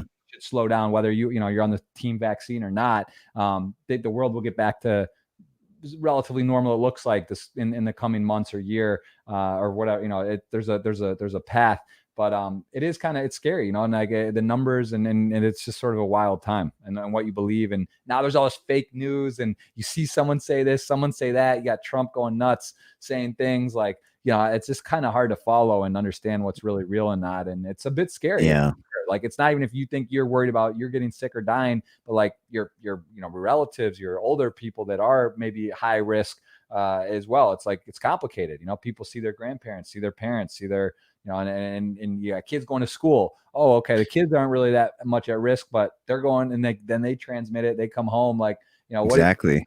It's like, it's just it's like the people you don't expect to get it from are the ones who are going to give it to you because you feel most comfortable. Like, you'll take your mask off, or even your neighbors, like, hey, come over for a little snack. Let's hang out for a bit. But you don't know where your neighbors were that day. Maybe they were hung out. Maybe they ran to the supermarket. And it was an innocent store run, and they picked up a thing of toilet paper that, and COVID was on the plastic of that toilet. You just don't know. So I'm continuously disinfecting stuff. And like, we had a guy come give us an estimate for our basement to finish that off yesterday. And like, after that dude left, I wiped down everything he touched because I was so paranoid about it. I agree completely. It's crazy. It really is scary. It's like that movie Contagion, so kind of scary and so kind of close to what it feels like, right? Where it's like, yeah, that, and it just the germs and how things move and what it takes and all that. It just doesn't take much, and it's a bit scary. Like, it's almost like you don't want to know it, because then you're like overly like paranoid and like whatever. But if you think about it, it just happens very quickly. It doesn't take much to spread in germs, and then houses and things, and the numbers are pretty crazy. How has your COVID impacted your life though? Has it changed too much and different? You know what? Focused and more work getting done. I think the way it's impacted my life is it's brought more members to the community, but I don't know, call it serendipitous or whatever. But I already had so much going on with the grid. It was like such perfect timing. I mean, I shouldn't say perfect timing, but the timing was really good for people that all of a sudden have to stay home, but now they have this nice community to go to and hang out. And like, what warms my heart is I see members of my community chatting with each other in Discord and like forming actual bonds and friendships. And to me, that's that is like what keeps me going. When I see people form genuine connections and relationships and like say like, this has actually saved me from being so bored from COVID or that kind of thing. And it like validates everything I'm doing. I see here in the chat, saying Amber Fowler, I'm in Mississippi. We never had a legit lockdown. I mean, this is the kind of thing that's crazy too, right? Because like there's so much different information. What part of the country and what state you're in, what county. I know people that are in certain areas that like one county was like couldn't go out to a restaurant, couldn't leave the house. Some places there's not even masks or people aren't wearing them or required. It's like it's just hard. Like when there's so much it doesn't work if everyone's not kind of aligned. I think countries like China and other like places where they really couldn't go outside. You had to have a pass to be in the street and like one person per family, stuff like that. Like, in China, they were literally going up to you with a heat gun. And if you showed any symptoms of COVID, they would like put you in quarantine and physically transport you. I mean, they're a communist country, so they can do that. Like, I think if we did that here, we'd have people like breaking down in tears and shouting freedom, but sometimes you need the iron fist. What they have is uniformity because, but they've been inculcated in that culture for so long where it's just okay. Like they accept someone coming up to you with a gun and like scanning you. It doesn't matter where you're at. We're a little bit more about our rights, which, for better, for worse, but there's a lot of inconsistency in enforcement from state to state. So like, in California, that's where I grew up out there. They're very relaxed just as a culture. And my parents were like, yeah, all right, cool, let's hang out. And all of a sudden their COVID rate spiked up. People were at beaches, they're very like lackadaisical about the whole COVID situation, and the infection rates are skyrocketing. Versus if you look at some of the countries that are enforcing, like mandatory lockdowns and that kind of thing, their COVID rates have dropped significantly. It's wow. Yeah, it's interesting. And again, it's sort of teach his own. It's like one of those politics too, which side you're on, and people believe very strongly one way or the other. And people just don't know because it's obvious that our leaders and top scientists don't really know, or we're guessing at times, and maybe still are. So it's like, it's hard to disagree or debate with scientists and data. But, with that being said, something new and different, we don't really know. Let's talk quickly politics. I don't want to ask anything about who you believe in or not. Election has been, at least in our lifetime, nothing like it. I mean, I guess the only thing maybe comparable is the Al Gore 2000 with Bush, right? There was a recount. Gore basically was the president-elect for 30 days or something, or 39 days, and then got flipped. Of course, a little controversy. George Bush, his brother was, I believe, Jeb Bush, the governor of Florida. So there's all, that there too. A little, it just kind of felt funny, the whole thing. This is wild. Like my understanding was with Trump, if he lost by one state, if it was close, you can really target one area and like go look at something and try to hammer it and press on something, find something and switch it or make something happen. We're talking about like 3-4 states here, or he would have to overturn. What do you believe, based on what you're hearing, your knowledge, your just opinion, no political input, which side you want or don't? What do you believe his chance of becoming president is right now? Do you think it's 5%, 10, 20? Ooh, it's hard to quantify. I would put it down very low, based off everything I've seen. And he kind of conceded, so I'm sure he's had his own intel.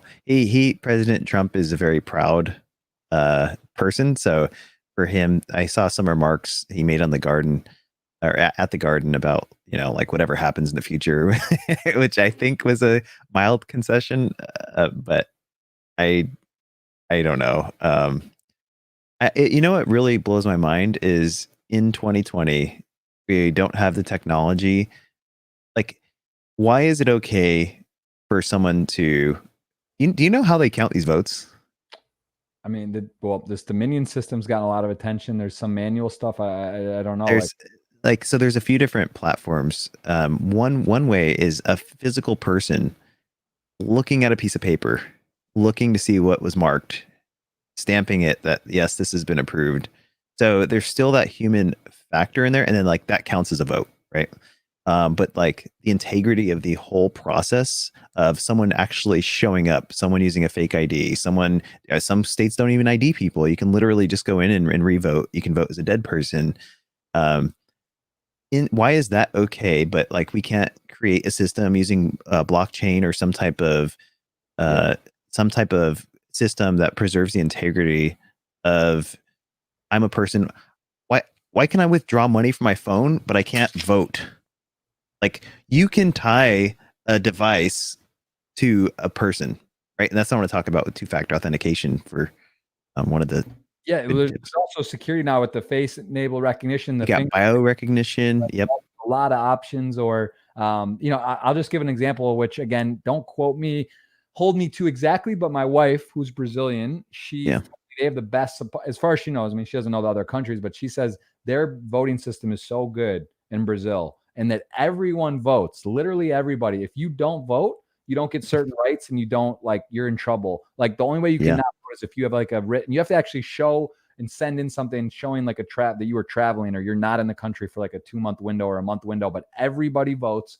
There's no fraud apparently, or what voter fraud, like how they do it and what they have, people have to go in, or like a system they have, whatever it is. It's very good. It's just like crazy that 2020, the US, and apparently the thing that blows my mind is Dominion, this system has had years of problems, years of ways that it could be exposed or whatever. Why is this coming to light now? And in 2017 or 18 or 16, this was kind of known that this system could be changed. It's like a poker deck. There's there's shufflers, like the automatic shufflers. There's Poker Deck 1 or Poker Mate 1, Poker Mate 2. And the one you could actually because of how it counts the cards and it knows like what's missing, there's actually a way you could program, and there's like some cheating stuff possible with it. And it's like, if this is possible and how like people could exploit things, it's just crazy. Like why wait until there's this big of a thing of an issue? It just blows my mind that they're like, we're aware of this, and it just kind of is going. And I don't know. It's a very archaic system, in my opinion, than what we have today.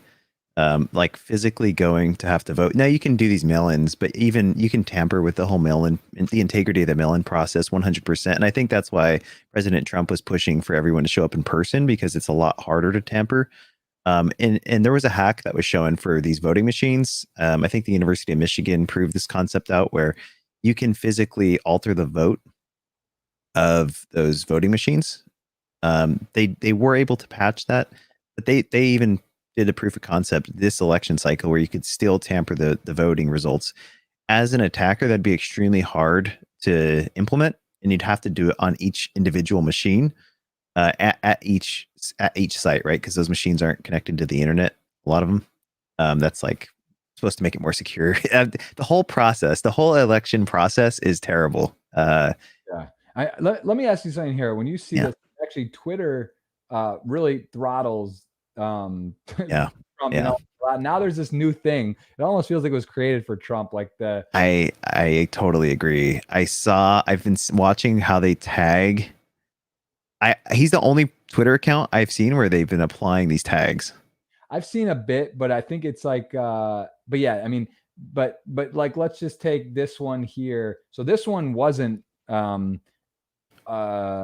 disputed by Twitter, at least, and this one was very similar about the amount of votes that were dropped off. What do you make of this when you see? And I guess that's true, because again, who knows what's really true or whatever, but Twitter didn't flag this one.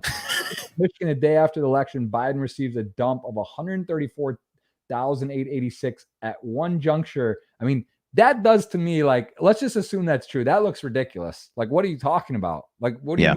No way that you get 134,000 spike only. Like that in itself looks like, all right, like maybe he's onto something. What are your thoughts when you see something like this?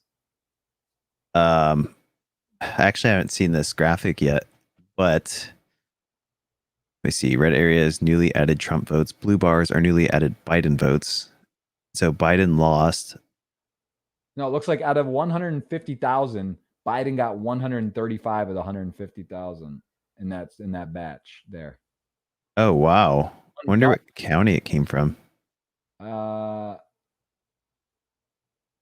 Yeah. So now the problem with President Trump's very emotional, and so when he tweets out a lot, some is like very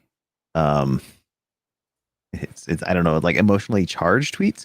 And then some is like actually like he's speaking facts. But the problem is when you tweet like that all the time, it gets hard to kind of like split the two. Like, is this an emotional tweet? And is there actually, because some tweets, like, I don't know how accurate they are, right? But like other tweets, they're pulled from credible sources and they're actual facts. Um, even that tweet, right? Like, who knows? Like, it could be spun both ways. Like, oh yeah, that county just voted mostly blue and it went for Biden, or like what county did that come from?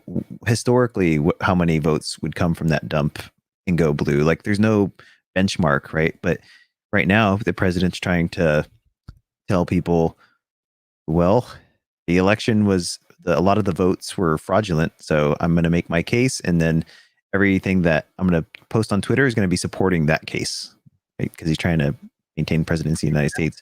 Exactly. And that, I'll give credit to CNN on like the election. I know they're very biased. Like they do not like Trump, of course. Yeah. But how they broke down the counties and the 2016 data, and they were zooming in. I don't know if you saw some, we were sweating it a bit, but they did a pretty good job of like showing you how and what in counties and where they generate, like where historically numbers are, and they have a good like kind of baseline for that and what was going on. So the mail-in ballots what made it really confusing. If you were, I bet I don't bet on sports, or I do a little bit of prop betting and stuff with friends, and I bet a little on the election actually if Trump would finish his term or not. Oh, really? But like the lines were crazy. Like Trump went up to -600, like maybe 2-3 hours into the coverage, like at one point. So like that basically meaning you have to bet 600 to win 100. He was that big of a favorite. And then by the next morning, and stuff started, mail-in ballots started coming in and stuff flipped. But in Biden was +400. So like you could bet, like on the night of the election when Trump was a big favorite, you could bet 100 on Biden to win 400, and that which is pretty big spread. And that it really so election voting is a thing? That's like a billions.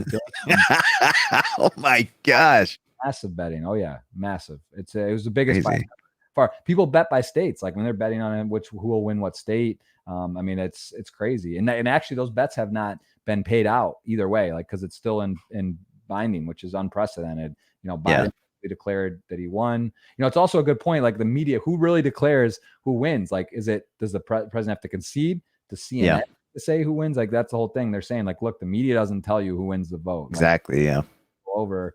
And that's a bit confusing too, but I guess generally it's just obvious and it's just straightforward. So, you can, but really complicated. I was going to say, that's where like Twitter stepping in and flagging things is like fraudulent, or like this claim was disputed, or what that does, it instills a lot of doubt. So like if President Trump's going to tweet something out and then whether it's true or not, it's like, okay, why would you, I guess, like, would you apply that uniformly across all candidates making bold claims, or are you applying it to a specific person? Is it very targeted? Because that could actually impact votes too, and like sway the way that the country votes. It turns into so it's called a self-fulfilling paradox, where like you say something and then you just, like you keep promoting things until it eventually happens. Yeah. It's self-fulfilling. It's also, like I was saying, that imagine in Russia, the equivalent of Twitter. Imagine Putin wanting to tweet out or socially make statements and getting like throttled by Russia on like what wouldn't happen, right? Or China. Like the leader of China wants to say something, he's going to say it and they're not going to touch it, right? And here it's like, I also have a little bit of a problem with this. Again, whatever side you are, if you're Democrat, Republican, if you hate Trump, love him. I mean, it's kind of like, it's just this weird thing where people are so passionate either way a lot of the time.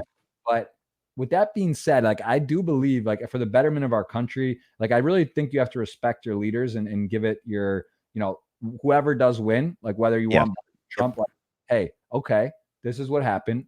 Let's embrace it. Let's give the benefit of the doubt. Let's do our best. My vote, man, I'll vote. I'll try to get who I want, but who I don't, similar to like they say, if Biden makes a statement, if you voted for me or not, I'll be here for you. Of course, he's a longtime politician, just says what's right. But like the point being, we got to do our best. Like we want the best for our country. And it's not good when there's so much like hate and divide. And, like, again, if Trump somehow swings it back and does win with, let's say it's legitimate or whatever, right? Like there's going to be the Civil War. I mean, it's going to be a real problem. Like there is going to be absolute chaos on what people are just not going to be able to handle that because it was too emotional of a swing. Like to go from, you know, they were boarding up stuff already ready for it if he had won, and now he like wins even though he like basically didn't. It's or it shows he didn't. It'd just be pretty hectic if that happens.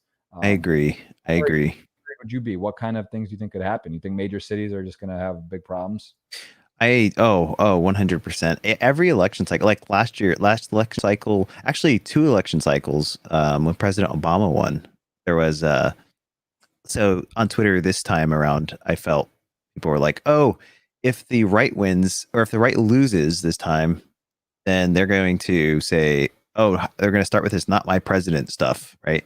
And like they're like, at least the blue doesn't do that. But like when President Trump won, there was so much "not my president." It was literally trending on Twitter, and so like people get blinded by what side of the fence they're on.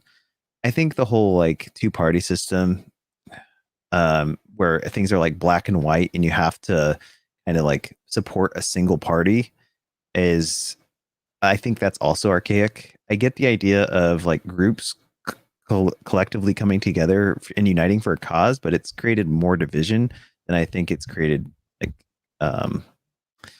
like allegiances to each other. Yeah, I agree. It's too bad, but it's sort of how it's gone. Well, I would do. Listen, we set a record, of course, with questions and retweets. There's a lot of stuff here. We've covered some of your main things. I mean, I've learned a lot. Grid team, you've got a lot going on. We're going to do the giveaway. We got this system, which we may have to go into business and get this out to the world. This is that's pretty cool how you interact with your Twitch here. We are going to. Bro, I cannot let you use that tool to pick a winner. Okay, I'm gonna give you a link. I'm gonna go sign into Grid Gaming right now. Let me know what the Twitter account name is, and then I'll you can just click on the Twitter thing. Yeah, it'll log in. Okay, let me just get on. Ready to make that log in. Yeah, give you access to it. Is this what I should be using for giveaways for these type of things? Yeah, I mean it's free, and Pika literally can read all of your tweets. They have permission to read all of your tweets. They can follow and unfollow people for you. The amount of permissions that they require from you, just put like casual. Yeah. See, I see your account here. All right, so click on Retweet Picker right now, and you'll see that it is not. It's like coming soon, but then I just gave you a different status. Now go ahead and refresh. Now you have access. Okay, so I can give you a little staff roll. Now this is going to be available to everyone soon, but you just literally paste in your Twitter link. So this is for this. I could do it. So I can do it multiple times. Yep. Oh wow. Yeah. Yeah. And we'll see. Yeah. This was made for the community. Like this is. That's sick.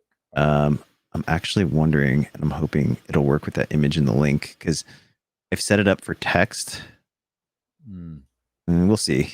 So now go to confirm. So this is going to be $155 right now. Okay. The entry's up to 25. I actually don't know if it's going to work. This would be, and then go ahead and type in your Twitter. Actually, you don't have to. It's just follow you, right? Yeah. Click next. You have the option to like see if it's a bot. I wrote like a little basic AI bot detector. Then create contest. Yes. This will try and download the tweets. I think, yeah, click download retweets. 172 retweets. And then it should start slowly going up there once the process kicks off. There it is. It's only 172, so of course it's super fast. And there you go. Those are all the participants right there. You can search for them if you wanted to. Choose a winner. You can literally just like, I mean, if you wanted to, you could do a test one right now if you wanted to.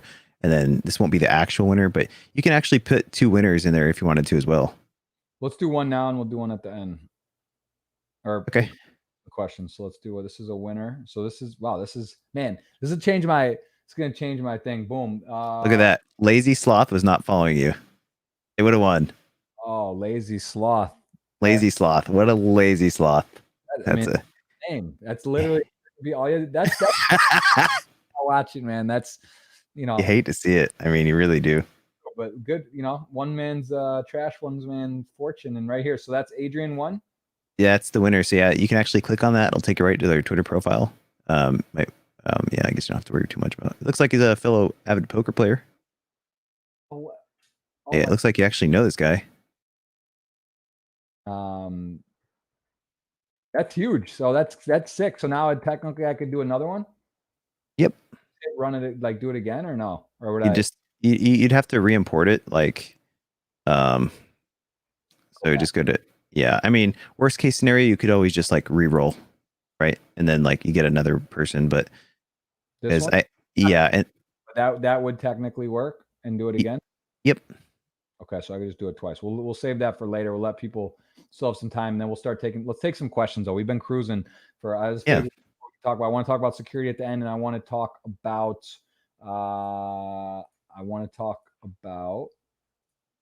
Questions. Let's get some questions here. So we got some good engagement going. But let's oh yeah, let's start right here. You ready for some questions? Congrats, Adrian. Yeah, heck yeah. What do you feel when you do a giveaway? What's your type of emotion? Like when you're emotion? Do you like when you're getting ready to give away a PC? Does it, or like? Oh my gosh, I get nervous. I get nervous because I don't know how it's gonna go. I don't know if I structured it properly. Did I miss a link in the giveaway? Like, usually I'm like 99% accurate now, but one of my goals is to get stuff to trend. So I'm always like anticipating, like is this actually going to trend? Is it not? Like, is this the right time to tweet? So I get nervous if it's a big giveaway. If it's a smaller giveaway, like 100 or 500 bucks or something, it's like I don't really get. That's like clockwork, you know. Interesting. But for the things that can actually trend, I get really nervous. If it's going to go smoothly, is it somehow a bot? Is it like going to be like someone who doesn't, you know, not that you can control or someone deserves it more than others, but just almost like you just want it to be a great experience. Someone, you know, that it goes well, it's smooth and everything kind of lines up, or yeah. Oh, like who wins? Yeah, like that. It's not like somehow some like, you know, serve it like some kind of fake accounts or something. They're like, so I manually verify that every single stream. I stream for transparency, so the viewers can like see I chose somebody, and then we like go to their account together. And then if I'm on the fence and they're in the stream, then I'll be like, oh, okay, you're a real person. But I can tell when an account's been generated, or they created the account just to enter giveaways, and they have like two like separate accounts. What I'm trying to prevent, obviously, is duplicate entries, right? Like if I have two accounts, I can enter the same giveaway just retweeting. So like I try to like make sure it's not a synthetically generated account, and it's not a bot. With doing multi-account, but I usually check that live on stream. Okay, so very cool. That's a good question. Questions. I'm seeing a lot of good ones. I don't want to take every one because we can't, but this one's really cool. What did you receive some feedback from a follower how your giveaway changed his life? Has anyone ever like, oh my god, so many, bro, so many. That's give me a few of those, or one of those that stand out. Gave away $10,000. I think that was earlier this year. And it literally saved the lady's life. She is fighting cancer, didn't have enough money to pay for like the treatment, and it literally saved her life. Like she was like, this, now I have enough money to pay for the treatment for cancer. And then I actually just talked to her a couple months ago, and she's like in remission. And like, wow, that's crazy, man. You think about, that's like the power of giveaways. Jeez. Just random person on Twitter. That's damn, that's pretty crazy. Yeah, I mean, I guess that's gonna happen, right? There's gonna be some amazing, powerful stories. Like sometimes it's gonna go to someone who doesn't really need it, or they just like, you know, they're already set up, or they just get it and they're gonna whatever. Sometimes someone's like, it's just gonna be their dream computer or something they really wanted, they'll use, and you just don't, you know. So you can't, obviously, you don't know, but it sort of works itself out, right? Those things just kind of seem to. They seem to, man, because if you think about it, that could have went to like a 15-year-old kid on Twitter just retweeting giveaways and stuff. But like for it to go to her specifically, I was blown away. Yes. What giveaway for you was the most important? Do you remember the most, or is it that one maybe then as well? sort of just the most? That one was, I mean, the most important one for me personally was probably the first PC I ever gave away. I had reached out, like not a lot of people were giving away PCs at the time. And I had reached out to Power GPU. I actually put out a poll and said, who should I work with to give away PCs? And then when I reached out to Power GPU, everyone voted for Power GPU. So I met them and I've been working with them. And I literally bought a PC. I was like, hey, I want to buy one of your PCs and just give it away. And then he was like, what? I was like, yeah, I want to buy a PC from you and then just give it away on Twitter. And then no one was really doing that at the time. Now you see it all over Twitter because it's like it's worked so well. And that was an insane giveaway. I think, I held off. I wanted to get up to I think 10,000 retweets on the giveaway before I gave away the PC. Like that was because I only had, I think, 15,000 followers or something like that at the time. Mm. And so I think we got over 20 or 30,000 followers from that PC giveaway. And man, it was crazy how, and I felt like that was so much engagement. Now we get that in like an hour, you know. That is crazy. What do you believe is the most, we got Magic Petak asking, what do you believe is the most important thing to be successful? What's the best attribute you need, or just something that you really believe in? If you want to be successful, you need to do most important. I think like have a vision and create a plan for execution, because without, you can have a goal, but with a goal with no plan is just a dream. You got to have a plan and you got to execute and make sure you're working efficiently. Like, don't be that guy who streams for 10 hours a day and says you're grinding. Be the guy who streams 2 hours every other day and spends that other 8 hours thinking about how to grow your community or build your brand or do something other than just, if what you're doing is not working, you need to continuously like change it to help you get where you want to go. I mean, You're pretty successful too, Jeff. I don't know if you have anything to add.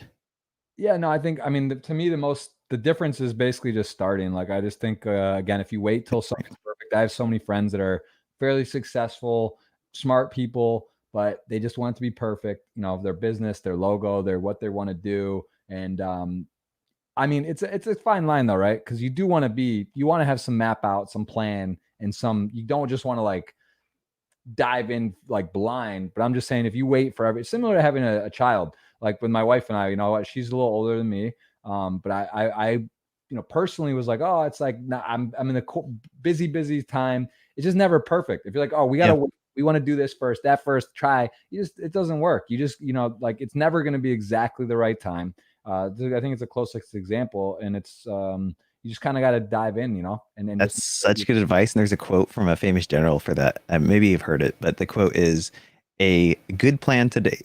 A good plan today is better than a perfect plan tomorrow. Just reemphasizing exactly what you just said. Like, put a plan together and execute on it. Don't wait till everything's perfect. Don't wait till the conditions in life are perfect. Just get going. Yes, it's exactly right. I like the way I've heard that before as well, and it's a good way formatted. I got to ask you about the Stubbs PC giveaway. What was that, and what did that mean to you? Stubbs PC giveaway? Who asked about that? Ghost of M, Marco. Ghost of M, man, that was such an amazing giveaway. So that was we were giving away.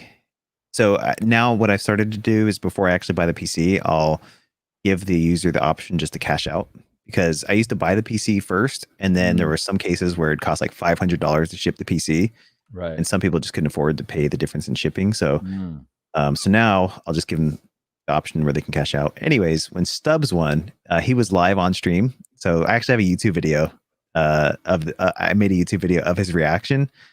And what he did is he actually gave it to his girlfriend. He's like been seeing, I think she lives in Arizona, Ciara.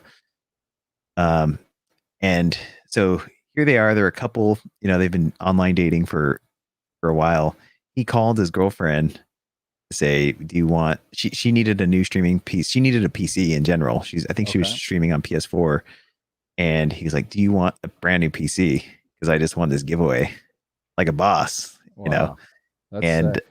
It's funny because I think he was getting heckled a little bit for entering these giveaways. And it's always people that enter these giveaways, people always give them crap until one of them wins. And it's like, oh my gosh, I cannot believe you won. Yeah. Like, and then they start entering the giveaways, right? Yes, that's hilarious. And did so you yeah, so okay, so this guy wins, and he took the computer. So that's how it works. Then when it's sort of like winning a car sometimes too, like, and give it like they have to pay tax or something sometimes at these casinos or places, right? Like it's like there is some cost. It can be a cost on a big giveaway or on a computer because there is additional cost sometimes to winning. There is usually no cost to them. I pay for shipping for Canada and US, it's included. But if it's like, you know, Africa or somewhere like super far and shipping is going to cost $500, I usually have them split the cost. Like I'll even like up the shipping a little bit on my end, but like I can't pay like I'm not going to pay $800 in shipping or something crazy or exorbitant. Right. Yeah, of course. So then I just give them the cash out option. Right, that makes sense. Okay, I'm just seeing. Sorry, I'm making some notes. This is very interesting. How much the satisfaction we've kind of talked about this. This is obvious and I mean, just from what we've said and how much you enjoy it. But a good question. You get a lot of satisfaction, of course, from the giveaways. Man, so many good questions. Okay, we've talked about COVID. What platform do you like the most? It is Twitch, is that right? Or you just feel that that's the one you enjoy using the most? Twitch, yeah. I mean, Discord too. I guess it's not a platform, but I love Discord. What about traveling? What's your favorite place? Is there any places you've really gone that you enjoy a lot? We've been all over the world. I'm sure just like you, but like I went to Brazil for a bachelor party. That was awesome. We've been to Bora Bora. You know, that's been like kind of the nice thing in life where we just see a thing on Facebook or something and we're like, oh, let's go there. And we just go, you know, there's no like, that's awesome. I got to ask you though, how do you feel now? And let's just say, I mean, it's so hard because COVID's changed everything anyway for the last year. So everything's kind of different. It's honestly going to be weird getting back to like kind of like a more, you know, normal lifestyle. Cause I suffer from FOMO a bit for real. Like it's like I have friends or there's things going on or an event or something or a tournament that's happening. Like I just don't want to miss it. But now it's kind of nice where it's like, all right, like no one's really doing anything. So like at home, you can just kind of grind, do your thing, focus, work, produce, and not really worry about too much like other stuff, right? But with that being said, like when you go to Bora Bora, if you take a week or you and your wife, you mentioned 9 years, if you guys go on vacation or you go somewhere, do you take like a laptop for streaming and do anything? Or when you're on vacation, are you just like off the grid? I have tried to go off the grid, but work's always on my mind. Yeah.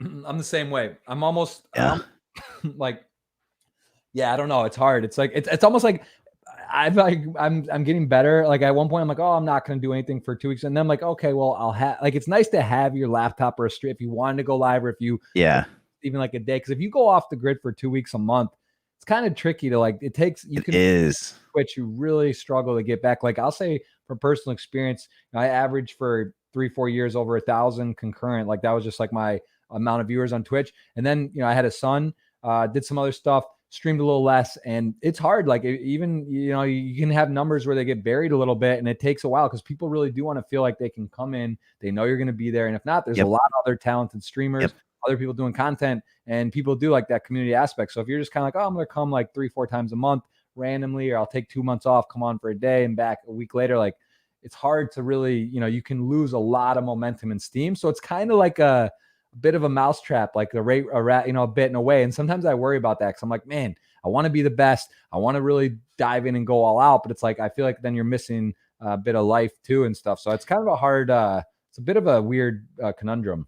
It really is. And that's why I think it's so important to build a community outside of just Twitch, right? Like that's why Discord's important. Even just tweeting, like being engaged with your community. I will say too, the internet in Bora Bora is absolutely terrible. So I kind of had to like force myself to, I had to force myself to like disconnect a little bit, but I felt stressed out because, I don't know. I felt like too stressed out because I actually couldn't connect to the internet. So I couldn't actually relax. So like my wife's like, let's go to dinner. And then I'm like, okay, but then I need to find, oh, you want to go to that restaurant? I heard they have good internet, you know? Yeah. I met my wife at Burning Man, and that was the first time I went in 2014. Have you been there? Are you aware of Burning Man? I am aware of Burning Man. Yeah. It's pretty special, but like they literally didn't have internet back then. And it was the most crazy, powerful week, and just ended up meeting my wife there, and then now wife. But that sort of like same thing, like disconnect. Cause I did a 10-day meditation retreat where it called Vipassana, with no talking, no writing, no reading, no cell phone. Crazy. 10 days. Yeah. That was like 2016. And that was like out of body experience. But like I just like would get, I couldn't do it now. Like I just can't imagine being like literally no phone for 10 days. Like I don't know how much I just don't think I could do it, which is actually a bit of an issue. Like it's kind of like scary to think like that. But you know, it does show you how connected we are, and how fast things happen, where if you're gone for a while or disconnected, like you can really fall behind, you know, or just get kind of like overwhelmed. I think people like say you should disconnect from the internet and stuff, but like, nah, I don't think you need to. Take your phone with you. If that's what you grew up in and that's what relaxes you, like, do it. Who cares? Yeah, it's fine. It's just tricky, man. It's hard, man. It's hard. It's interesting stuff for sure. It's an interesting topic. Social dilemma. Did you see it? Did you? Yeah. Yep, what do you think? Very accurate. Social dilemma. If you're not familiar with the show, it basically shows all the data that they collect on someone, and that you like voluntarily contribute, and then the larger scheme of things of how they can almost manipulate like your thoughts and that kind of thing. And I think it's like a different spin.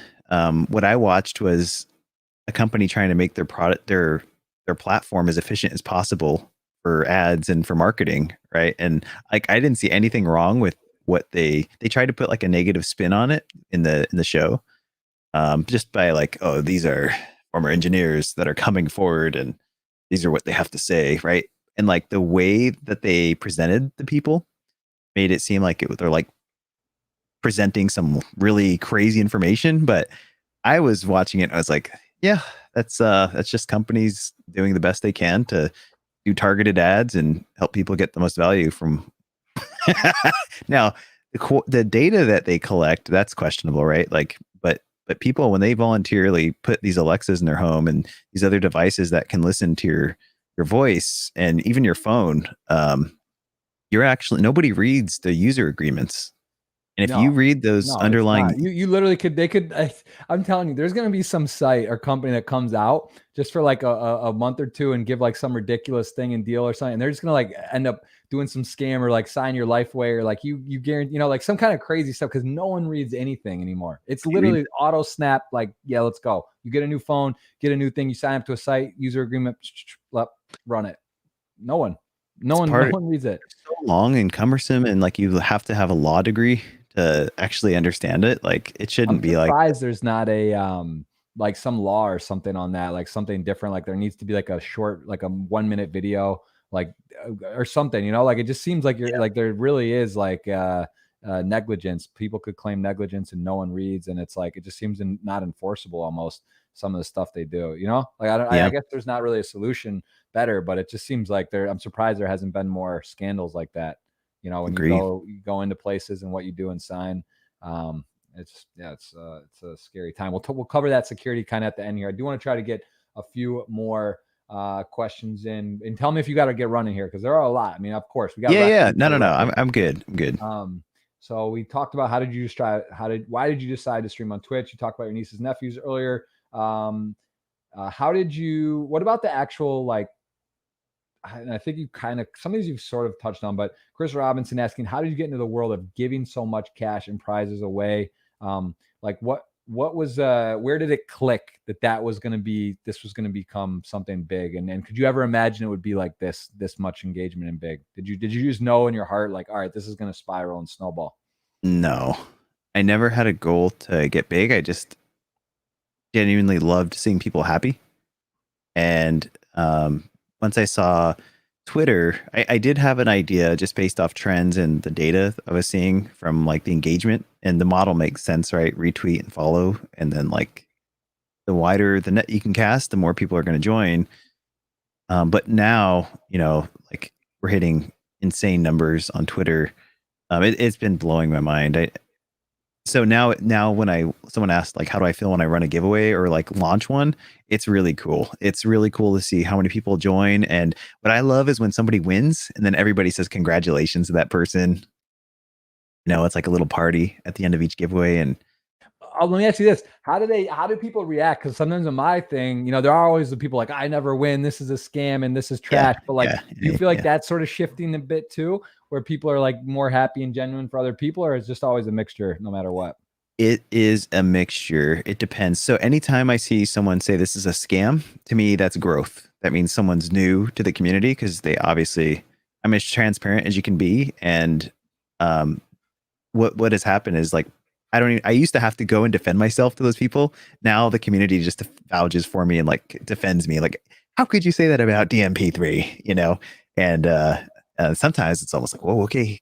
Like he was just, so I don't, when people come at me like that, I take it as a good positive sign, like it's growth instead of just, but there are a lot of scams on Twitter too, unfortunately. So you got to be careful and vigilant of that. You see the Discord stuff too. People send you like, oh, you won BTC, and they give you all these lists, and then they just try to get your whatever, and it's a link or a hack. And unfortunately, there's a lot of that. I mean, again, you saw that big thing on Disc. There was a huge Bitcoin. I don't actually know what happened, how it all panned out. Remember, there's like all these major people's hacked, like I think Bill Gates, Kanye West, other people, and it was like you've won. What is it? Well, I forget how they did it, but something like basically saying either send Bitcoin or Bitcoin. Yeah, it was basically, I'm going to double your return in Bitcoin. Send me whatever you send to this address. I'm going to send back double. For Elon Musk tweeted it out, Bill Gates, and I knew that was an insider job as soon as people started tweeting, and it was it was smart for him to use Bitcoin, right? Because there's no chargeback type thing going on with crypto. So how much did they get caught? They got over $100,000. I thought they got way more. I thought it was way more than that. I mean, it was big names and big, I guess, but yeah, it was significant. And did they ever catch the people or what happened with that? Do you know? They did. It says a British man, a Florida teen hacked the Twitter accounts of prominent politicians, celebrities, and technology moguls to scam people around the globe out of more than $100,000 in Bitcoin. So it looks like they were able to find the people and do some type of attribution. I figured they would be able to, right? Because like there's so much data that gets produced, even if you're on a VPN.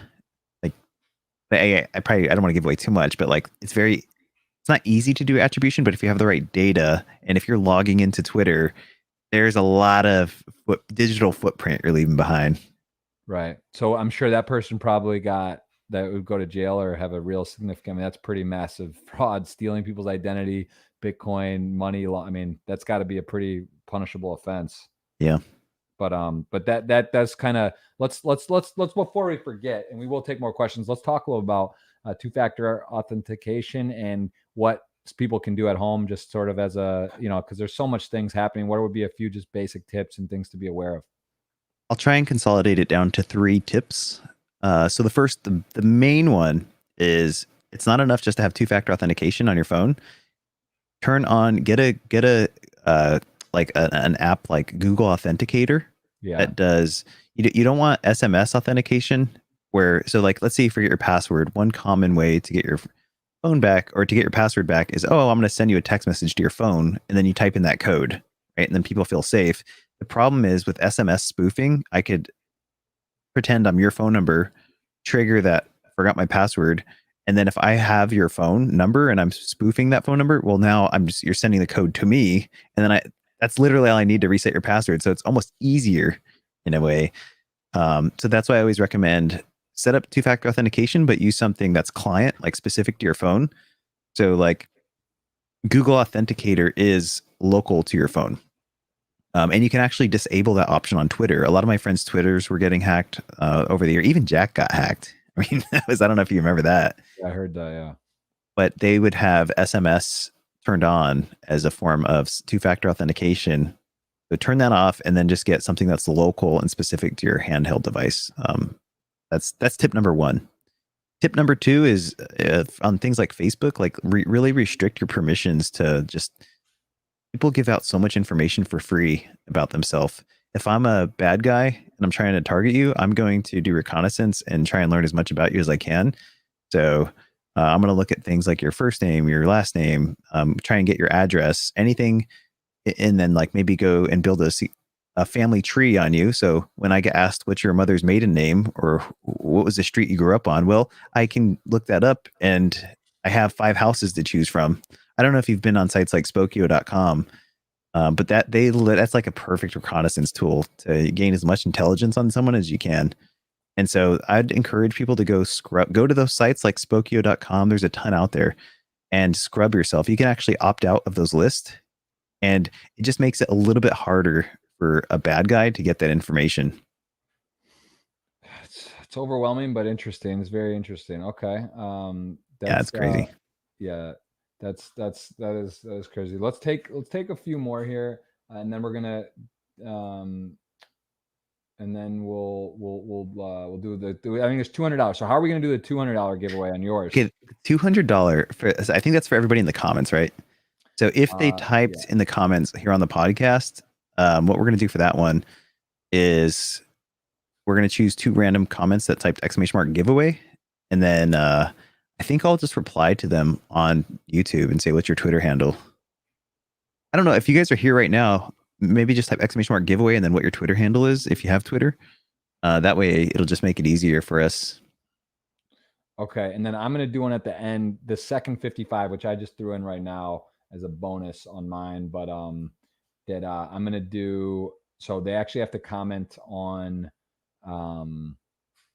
once this is over, they just in the comments below put the word Twitch, like, so their Twitch username, and then we'll message them directly on Twitch. So after this once the podcast finishes, guys, leave a comment, type the word Twitch. So like you could just say whatever you want about the podcast, but then write the word Twitch in there and then your username on Twitch, and I'll direct message you a $55 winner for. We've already given away $155 courtesy of the grid, which I can use now for this on my Twitch stream. So Ghost of M, Marco, you'll be excited because this is going to make it easier, and also we can do multiple within Twitter, because that was one thing I didn't like about Competition Agency is couldn't do more than one for a tweet, which made it kind of this actually looks really cool too. It looks nice. Competition Agency, nice site, but kind of like it looks kind of bulky, chunky, and this looks like it's got a plan. The design and really looks cool. How can people use this? Can people use streamers or not yet functionality? This is coming soon. I'm about to release it. I released it to the public, and then everyone started using it to see if they would get re-rolled, and like Twitter has API limits, and then so I'm trying to like rate limit it. I'm trying to build the UI so it's naturally rate limiting instead of letting Twitter tell me there's too many requests. And so that's what I'm working on right now. Once that gets fixed, I'm going to re-release it, and then we'll see how it goes. Okay, so that was done. The 200. Okay, so I'll follow. So yeah, we'll take a few more of these, and then we'll you guys are again the money's going to get done in the chat here, right? If I also too, if you're watching on YouTube, make sure you guys thumbs up the video and subscribe to the podcast. Show Jeff some love. In my videos, I've been like, I'm terrible at doing that, like reminding people to thumbs up. And I love some of the videos I watch, and I forget to thumbs up unless I get reminded. So I've been starting to remind people. Thumbs it up. Please. Listen, if you like either one of us or anything about it, you like money, giveaways, fun, do that. What he said, I like that. That would be nice. That would help. Algorithms. What do you help the brother out? How YouTube works? Like YouTube seems complicated. They really do change it, right? There's 3 things right now that are hot in the YouTube algorithm. Watch time. So how long did someone actually watch on the video? Engagement. Did they leave a comment? Did they like? And then did they click through? Like, how did they find you? Did they find you via recommended? Or no, that will help you get into recommended. And then once you get in recommended, it kind of takes on a life of its own. Right. Yeah, it's interesting. That makes a lot of sense. Okay. During quarantine, did you notice, just maybe because you were streaming more or more active and more just parked, did you notice a big boost in numbers and things kind of exponentially get growing here? On Twitch, I did. On Twitch, for sure. And Twitter, for sure. but YouTube, no. I mean, that's I'm still working. YouTube is it's a beast. We got a question here that I've seen your streams for a long time, but I still don't understand anything. What's your goal? What's the goal of what you're doing? And I mean, we kind of talked about it for a long time here, but if you could summarize, like, with what you're doing, what is your ultimate? What do you hope comes out of everything you're doing?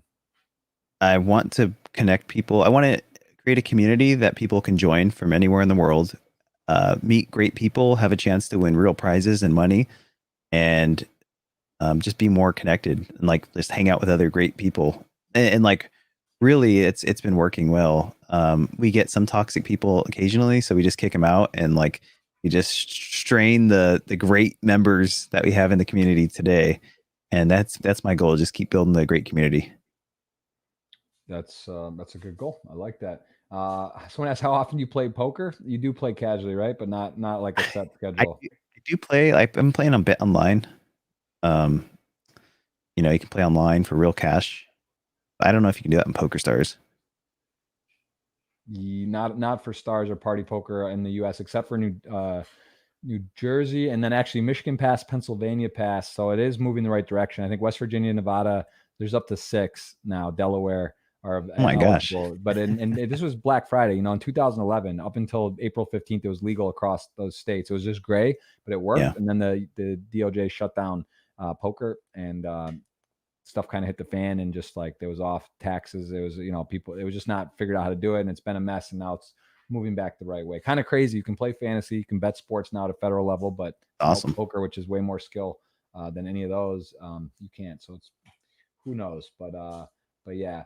Someone said, what do you think the chance of winning one of Jeff's giveaways? Question mark. P.S. He has done a lot of them, but in around a year, retweeting and all, nada. So here's someone kind of realizing it's all math. It's like independent wheel and roulette. I do have people have won 2 or 3 times, and I wonder sometimes in my head if like, is there a way they're hacking this, or like a thing, or like, is there, you know, what's going on here? But I guess there is randomness, there is whatever. And what's really random on that?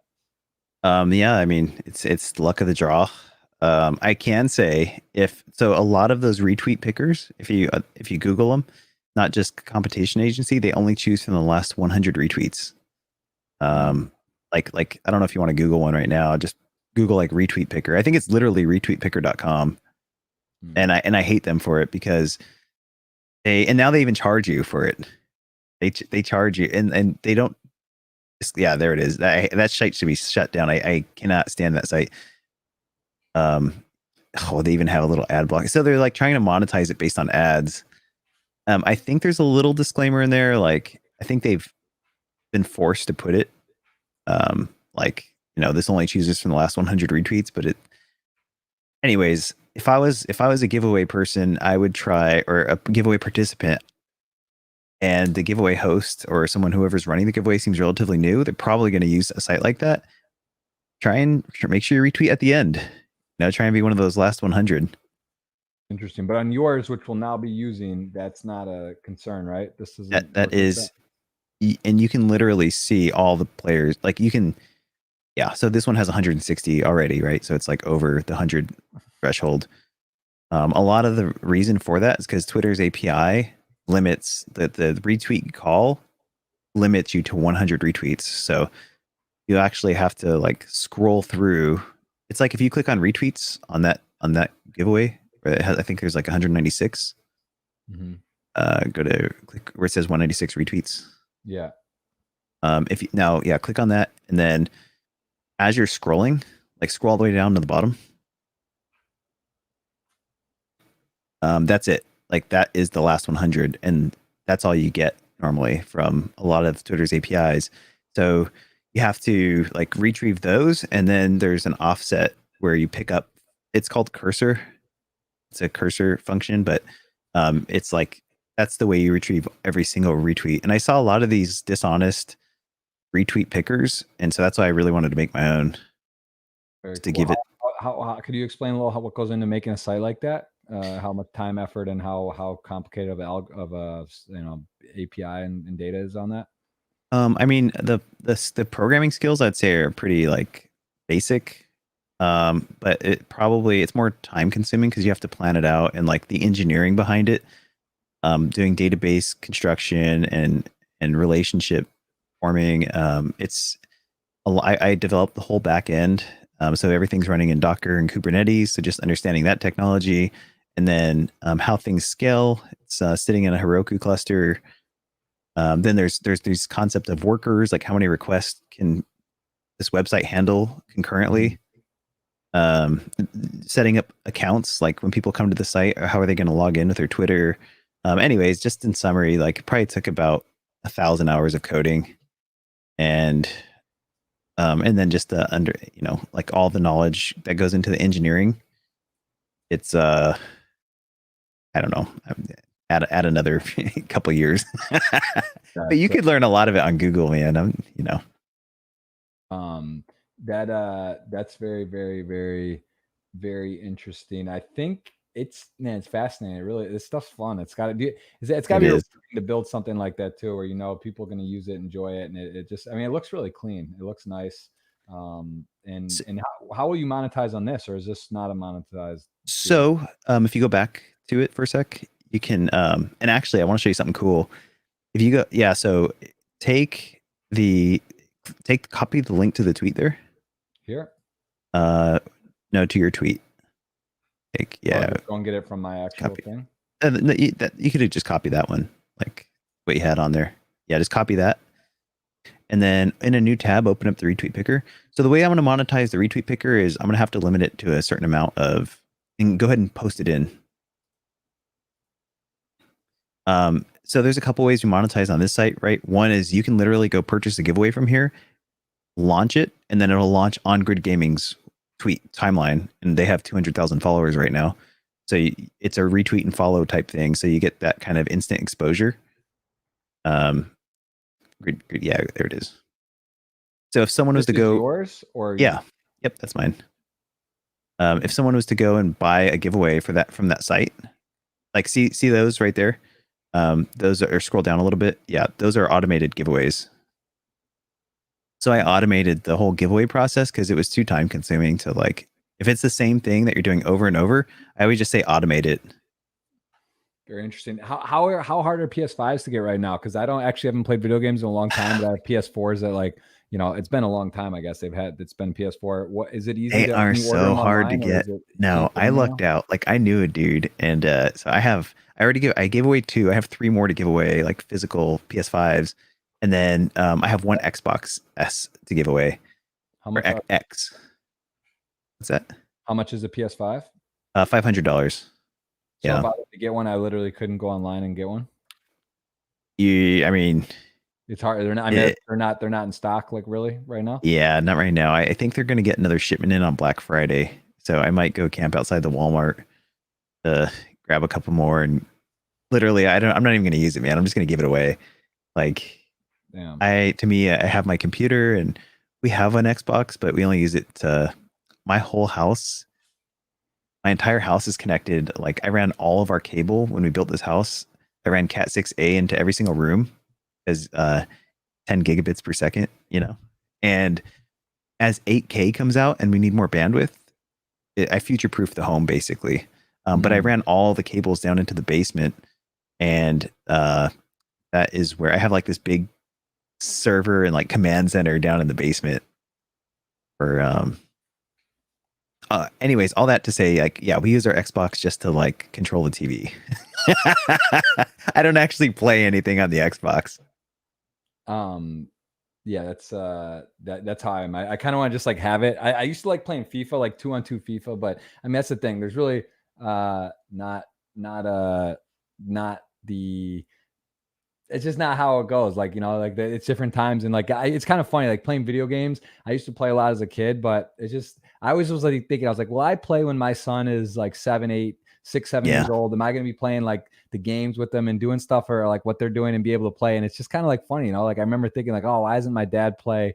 Or, like, these games are awesome, and it's, like, fun and stuff. Like, I don't know. I wonder if I'll be able to play a bit. I just don't really, it takes so much time. Like, you really, like, it comes down to it. You're not playing hours of, like, a random game really anymore, right? Like, you just don't really have the time to do that. I mean, once in a while, but it's not like a daily thing where you're spending, like, 5, 6 hours. It's kind of gotten to this point where, like, if I'm playing a video game, I feel guilty. Like, I'm like not being productive, but sometimes you have to be okay just feeling that. Yeah, it is. It really is. All right. Well, I am gonna go. So this is super interesting stuff. I love that I have this. I love that I got set up on the Grid Gaming. I'll use this for mine. We are gonna do that second 55. You guys got a comment afterward. Put your Twitch name in, as I mentioned. Let's take a few more questions, and then you'll do the 200 or the 100 times two to Yeah. two people, right? We'll do that, and then we'll $100 to people. we'll call it. We've definitely covered a lot. Again, guys, give him a follow. Austin DNP3 on Twitch. He's got Instagram. He's got Twitter. He's got things going on. He's got different different things going. That's for sure. There's a lot going on. So let me go here. We'll take a few more questions. Let me go back. Okay, so we got a lot. Anything else you wanted to touch on? We got. If you see any ones that I don't know if you can even see the questions or if it's too small. But if you see anything that you want to answer, I'm kind of just scrolling through. Why have you banned so many people do your giveaways? Why you ban so much people due to your giveaways? I don't know what he means. I try not to ban anybody. Like the only reason I'll ban someone is if they're toxic. Yeah. Do you play poker? We've covered a lot of poker questions. I mean, people, it makes sense. People want to know like poker. Jeff, it's a sort of pod. You know, Jeff, I would love to play some poker with you, bro. Like I'm nervous. I'd be such a noob compared. Like you would read me like a book, literally. I would love to just like try it. You know what I mean? Yeah, we could do it. I mean, the problem is if you're in the depending where you are, because we just had this huge thing on Party Poker. It was actually really cool. I think I messaged you to see if you were able to do it or if you were free. Yeah. It was the big deal, which was a knockout only tournament, never been done on Twitch. So when you knock someone out, you log offline and send them your viewers. And Party Poker put up 50 grand for the prize pool. So it was 12,000 the first. Top 16 made money. There was 46 streamers that entered. So all these streamers, gamers, whenever they got knocked out, you did it. I actually got 7th. I lost a coin flip. So I think I had 2,000 for 7th. It was a free roll from Party Poker. So yeah, if you're free in the future, you're out of the country, because you can, just to understand people with poker, if you are in the US, you can be a US resident, but if you can get set up in Canada or Mexico or anywhere. And now if you get set up there, let's say you're in Bora Bora, if you're in the UK, if you're in Brazil and you have your account set up and you're legit, anytime you're somewhere eligible to play, you're able to play. So like so that's how it works. So you just can't play from the US, but if you are a US citizen and you get like a set up properly outside, anytime you're traveling the world, you could play on Party Poker, PokerStars, or one of the major sites as well. And there are some American site options as well that are pretty solid. And I can be traveling, yeah, so it's anyway, that would be, in advance with enough notice, it might be fun. It's worthwhile, and I think you would get a kick out of that. I love that idea. Things. This is a good question. Does this man sleep at all? I swear you're always working. What's your sleep schedule look like? How often are you an 8 hour plus guy? Need your beauty rest, or do you just go and hit the coffee and up 3 hours a night? Are you a cyborg? Like what are you doing? I do like 3 hours a night, and sometimes it's not even that. But like on the weekends I'll catch up. Like tomorrow I'm gonna sleep for 8 hours minimum, maybe. But usually I'm like getting a few hours of rest each day. Coffee. That's good. It's good to get sleep. Sleep is important, but it's kind of tricky. You only live so long, and kind of, you start talking about a third of your life sleeping. It's kind of crazy, but at the same time, it's all quality quantity. I say that about my son and my family too. It's like I'd rather be rested, enjoy, than like if you have the option to have help or to not be. I'd rather quality over quantity, not just be like tired, upset, drained. I'd rather be more fresh, focused, and maximize. So I think that's a very tricky argument too, and like some people, I'm like, people can sleep 5 hours a night or 6 hours. I'm like, man, like I wish I could sleep 6 and feel like I just don't know. That seems like one of those things in science that I don't understand. That like, it's just like different too. I guess everyone's different, but like, I would love to really know how that kind of balances out. And I'm sure there's probably studies like too. It's like people that average lifespan, maybe they sleep more, right? Than like people that, I don't know. Like it doesn't necessarily mean that though. And you don't know, there's unforeseeables, but maybe people that live to 100, they're sleeping 8 or 9 hours a day. And maybe people that don't, they're or they die of natural causes or have problems earlier. Maybe they didn't get enough sleep or whatever. So it's like, Yeah. Really hard to these are things that we just, you don't know. You We got to do don't your know. best and just sort of do what works for you. Yeah, All right, it let's could take, totally catch up with me when I turn 60 and like I just croak. And oh yeah, you have to get 8 hours. yes, I agree. Who's your favorite streamer? Is there anyone you love to watch, like that's a variety streamer? Just someone, if you ever have time, you'll pop in, or when you finish, you'll look and see what's going on. I bounce around from a lot of people, like a lot. Like I probably have like 10 core. I like watching Tfue. I like watching Mr. Conram. I watch Dakota is like a popular Fortnite streamer. I watch American Dad. He's like a good friend. Kind of just all over the place. I have like a lot of friends on, and I mean like all over the place. I'll pop in. I try and honestly visit everyone I follow on Twitch. But it's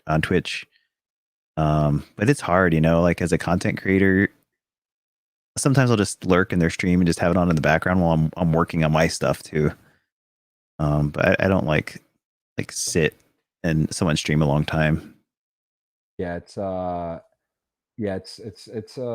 exactly true. That's how I feel too. It's like I love watching interesting people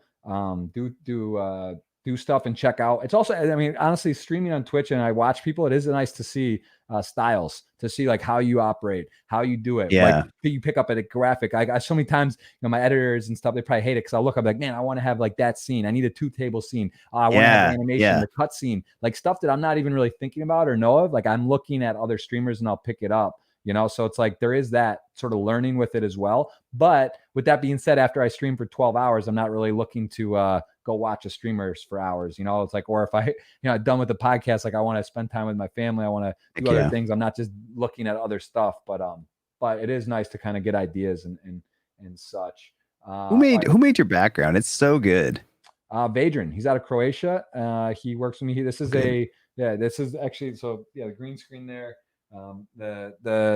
He does all that stuff. He does all my overlay graphics, emojis on Twitch and all my stuff as well. So he's very talented and does some cool stuff for sure. I'm really technologically challenged. So like to stream, all this stuff, all the setups and things give me a little bit of anxiety, like just trying to think about it. Like honestly, if he wasn't here, like it'd be hard for me to get set up to even, get the podcast live. But yeah. So all right, have you ever visited South Africa? We'll take a couple more here, guys, and we're gonna do these $200 giveaway and close it down. We've had a really, really, really enjoyable podcast so far. Learned a lot. Hope you have too. Yeah. Dennis, thanks for having me. Have I been to South Africa? Yeah. Yes. You did some safari stuff or what? Yeah, I mean, we went on a little safari. Yeah, a lot of did a few tours, and then there was a humanitarian effort there, and then so a lot of it was for that. It's kind of more for work. Yeah, this is a good question about how do you manage all your stuff? Like how do you manage to balance all your work streams, giveaways, coding, etc., without becoming too much? I kind of touched on this, but do you have like an assistant? Yeah, Are you really organized? Do you have like a Trello? What's your like organizational sort of setup that helps you to balance and help guide you? I use Jira quite a bit. I have what's it called? It's called Jira. It's a ticket management system. How do you spell it? Jira. Jira. I have not heard of that one. It's similar to Trello. I think Trello is like a little bit like it's low key, just a little bit easier. Jira is like more of a formal project management and ticket management system. But just to keep everything like organized, I usually use OneNote or I have a great mod team, and Sarah, she's like, I guess you could say my assistant. I don't hope she doesn't feel like that's a bad word term, but like she helps me out a ton. And then just the mod team, they just like Sarah like leads up that, like they'll come up with ideas and like to keep the community engaged and always coming up with like, I take that on as my role is coming up with new fun stuff for the community to do. So they're always planning that stuff, and that gives me time to code. And then I have a full-time job on top of all that. And I just stay up late. I can't sleep that much. There's just not enough time in the day.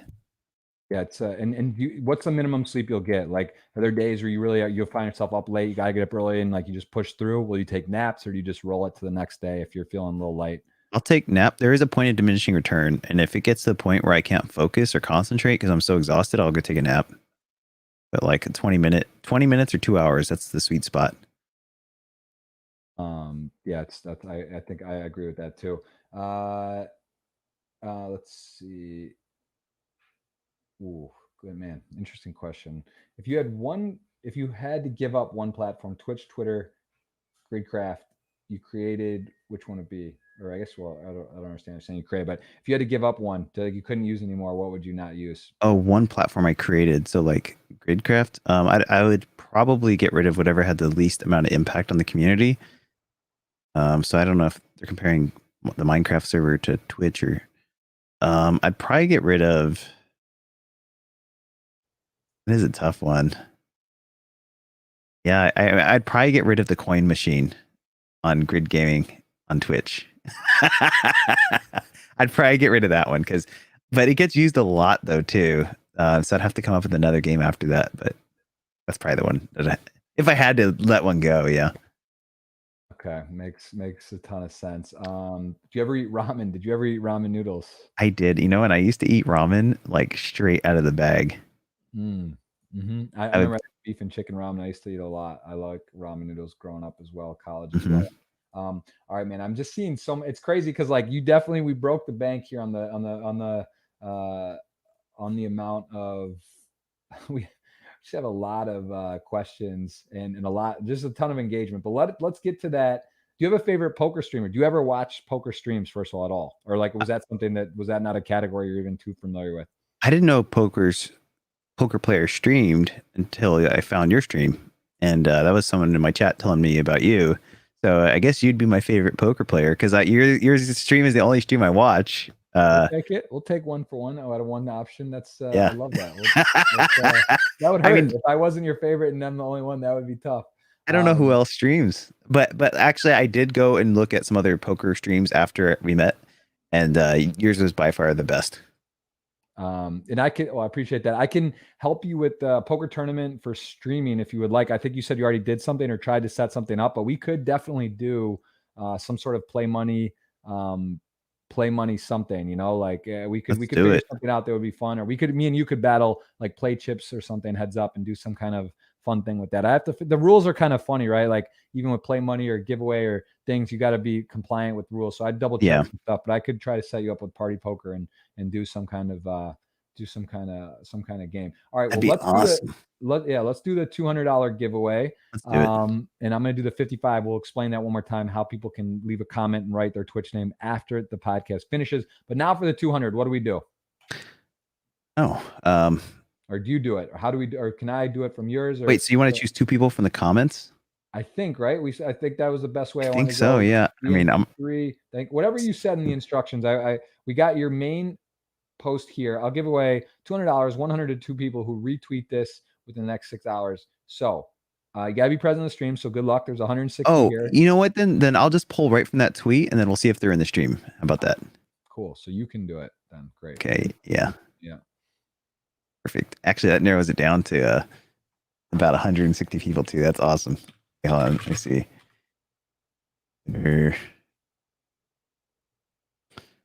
This is going to be fantastic. Pull this open here. And here's the tweet. Great podcast, by the way. It's been fun, man. I gotta say, it's definitely been fun. Fun to chat about just everything. Yeah, it is. I think we have a lot of similar interests and similar way of thinking. So it is cool. All right, so $200 coming up here, guys. You got to be in the chat. Looking forward to it. Oh, what about DMCA on Twitch? Like I play music on my streams. I just found a new list. I guess it's no copyright bangers. I don't know. That's like the one that someone recommended, and it was actually created by my friend. That's why I didn't realize it was his that did it, but some songs. So is there any like music? Because it's a huge mess. Like a lot of people had to take stuff down, clips, old videos. Like it affected me a lot. But do you have any like music playlist or something that you have on Spotify or things that you can I mean, do? I kind of like my default one. I stick with Harris Heller Stream Beats, but I've also been I That's on subscribe. Spotify? That is on yeah, it's on Spotify. Yep. What is it called? Harris Heller Stream Beats. He has a few different genres like lo-fi and hip hop and EDM. But How do you spell it? Stream Beats, like STR, like stream, STREAM, and then space beats, Oh, it has BE. a space. I see one Stream Beats with the call lo-fi. Is it lo-fi? Yeah, you can actually just go to streambeats.com too, and there's direct links there. Oh, so this. All right, White Lie. Like, okay, this is yeah. So this is this playlist, Stream Beats Lo-Fi. You can play that on Twitch and not get like DMCA. Yeah. Okay. Well, I will add Yep. that list. It's nice, chill music. You know what I was thinking you could do too, Jeff, is use your channel points. No way. Oh my god. Miss Dope Sauce got re-rolled. Miss Dope Sauce won, but she wasn't following you. It's okay. The first winner is Kooky Kyler. I don't know if Kooky Kyler is here. Kooky Kyler, are you in the chat? How do I is this Harris Heller works as well? Like, or is that Harris Heller is like the producer for all of it. Okay. And then so any of his music works, like Mood Swings, White Lie, these songs will work? Yep. All of them are DMCA compliant. Like he made them specifically for that. Like he owns the rights to them, and they're nice. It's good vibes. All right. So was the winner here who got announced, or we don't know? I don't know if she's here, but the other winner is Snides, by the way. We got Kooky Kyler. Miss Dope Sauce got re-rolled for not following you. It's she just made our grid stream team too. I'm gonna have to rip her on that one. That's crazy. Like people that I guess some people just are supporting even anyway, right? They just like probably retweet by default, and they're just like, okay, I'm not gonna like whatever. I don't care if I win even. Maybe that's the mentality. Sometimes it's cool. I mean that they're doing that even to support. Oh, cool. You can actually check the participant list here. Let me see if Snides is here. I don't see Snides, so I'm gonna re-roll Snides. And I don't see Kooky Kyler unless you see her. We're looking. We got Ghost of M's in the chat too, crushing it. Just is Betty Trester in the chat? Benny, I don't know. Let's see. We got. I mean, to be fair, there's 160 on. It's nice for a live YouTube podcast usually because this goes out on all the podcast outlets. But nice to have it live. But there's a lot of people that retweeted, and there's only 160. So I mean, I know. Get someone in here. A chance that. Okay, we got Barba. Hold on, Barba SL. Is Barba SL in the chat? Let's see if they're here. It's only 16% chance or something. I know, it's crazy. So we might have to fire it a few times. I'm just gonna keep going. Now the cool thing is I can just keep re-rolling, which is fantastic. Ali Mont 16YT. Ali Mont 16YT. Guys, chirp up if you're here, or get the retweet out, and you got a good chance if you're in the chat right now. I mean, keep going. Someone's gonna get it. I'm gonna keep going. I'm just gonna keep re-rolling. Robin says good for us. Yeah, I mean, you know, it's really good. SO77 on Twitter. I don't know if they're here. I'm gonna re-roll Betty Trester. Let me see. Christopher GLHF got re-rolled. S7 Reyes. Is S7 Reyes here? Come on, someone chirp up, get excited. Like someone, I mean, I love that there's no one fake claiming, at least. That's nice. I guess they couldn't anyway, but like, you know, that people are, there's no, like, we don't have to sift through some BS. Yeah. And I'm just going to keep going. We got time. We're kicking it. Let's do it. Yeah. We could change it too if we want to do it and they win. If we can't, we get the re-rolls. I think we got to reward the 160 here though, right? I got to see someone knock one down. I mean, we got Okay, so we got Lori Crystal, and Ali Shaw. Lori Crystal and Ali Shaw. Now, guys. So you got to let's do it. It will pop them out, and if you're in there, get in there. We do have a winner. It looks like one winner. Someone's here. Hold on. Who won? Someone won. It says we got one winner. Ghost of M says we have one. Bruce, shout out SO77. Where is he? SO77? Yeah, he did win on here. Is he actually in the chat?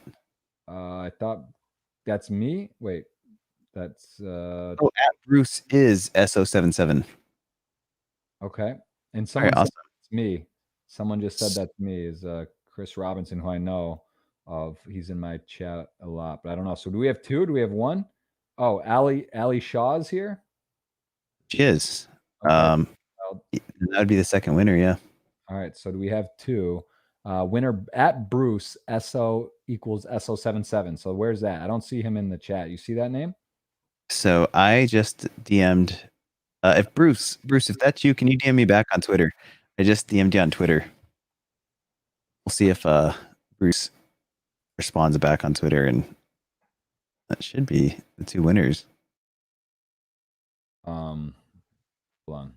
Remember,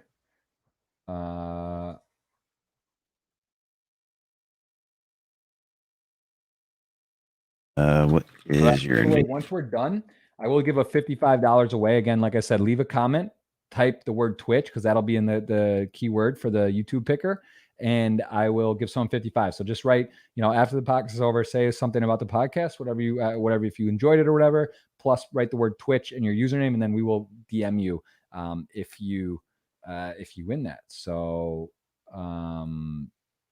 that is what's going to happen. So we've given away 200 plus 55 already, plus another 55. So that's not bad. It's not bad. We're giving away 310. We learned a lot. We chatted a lot.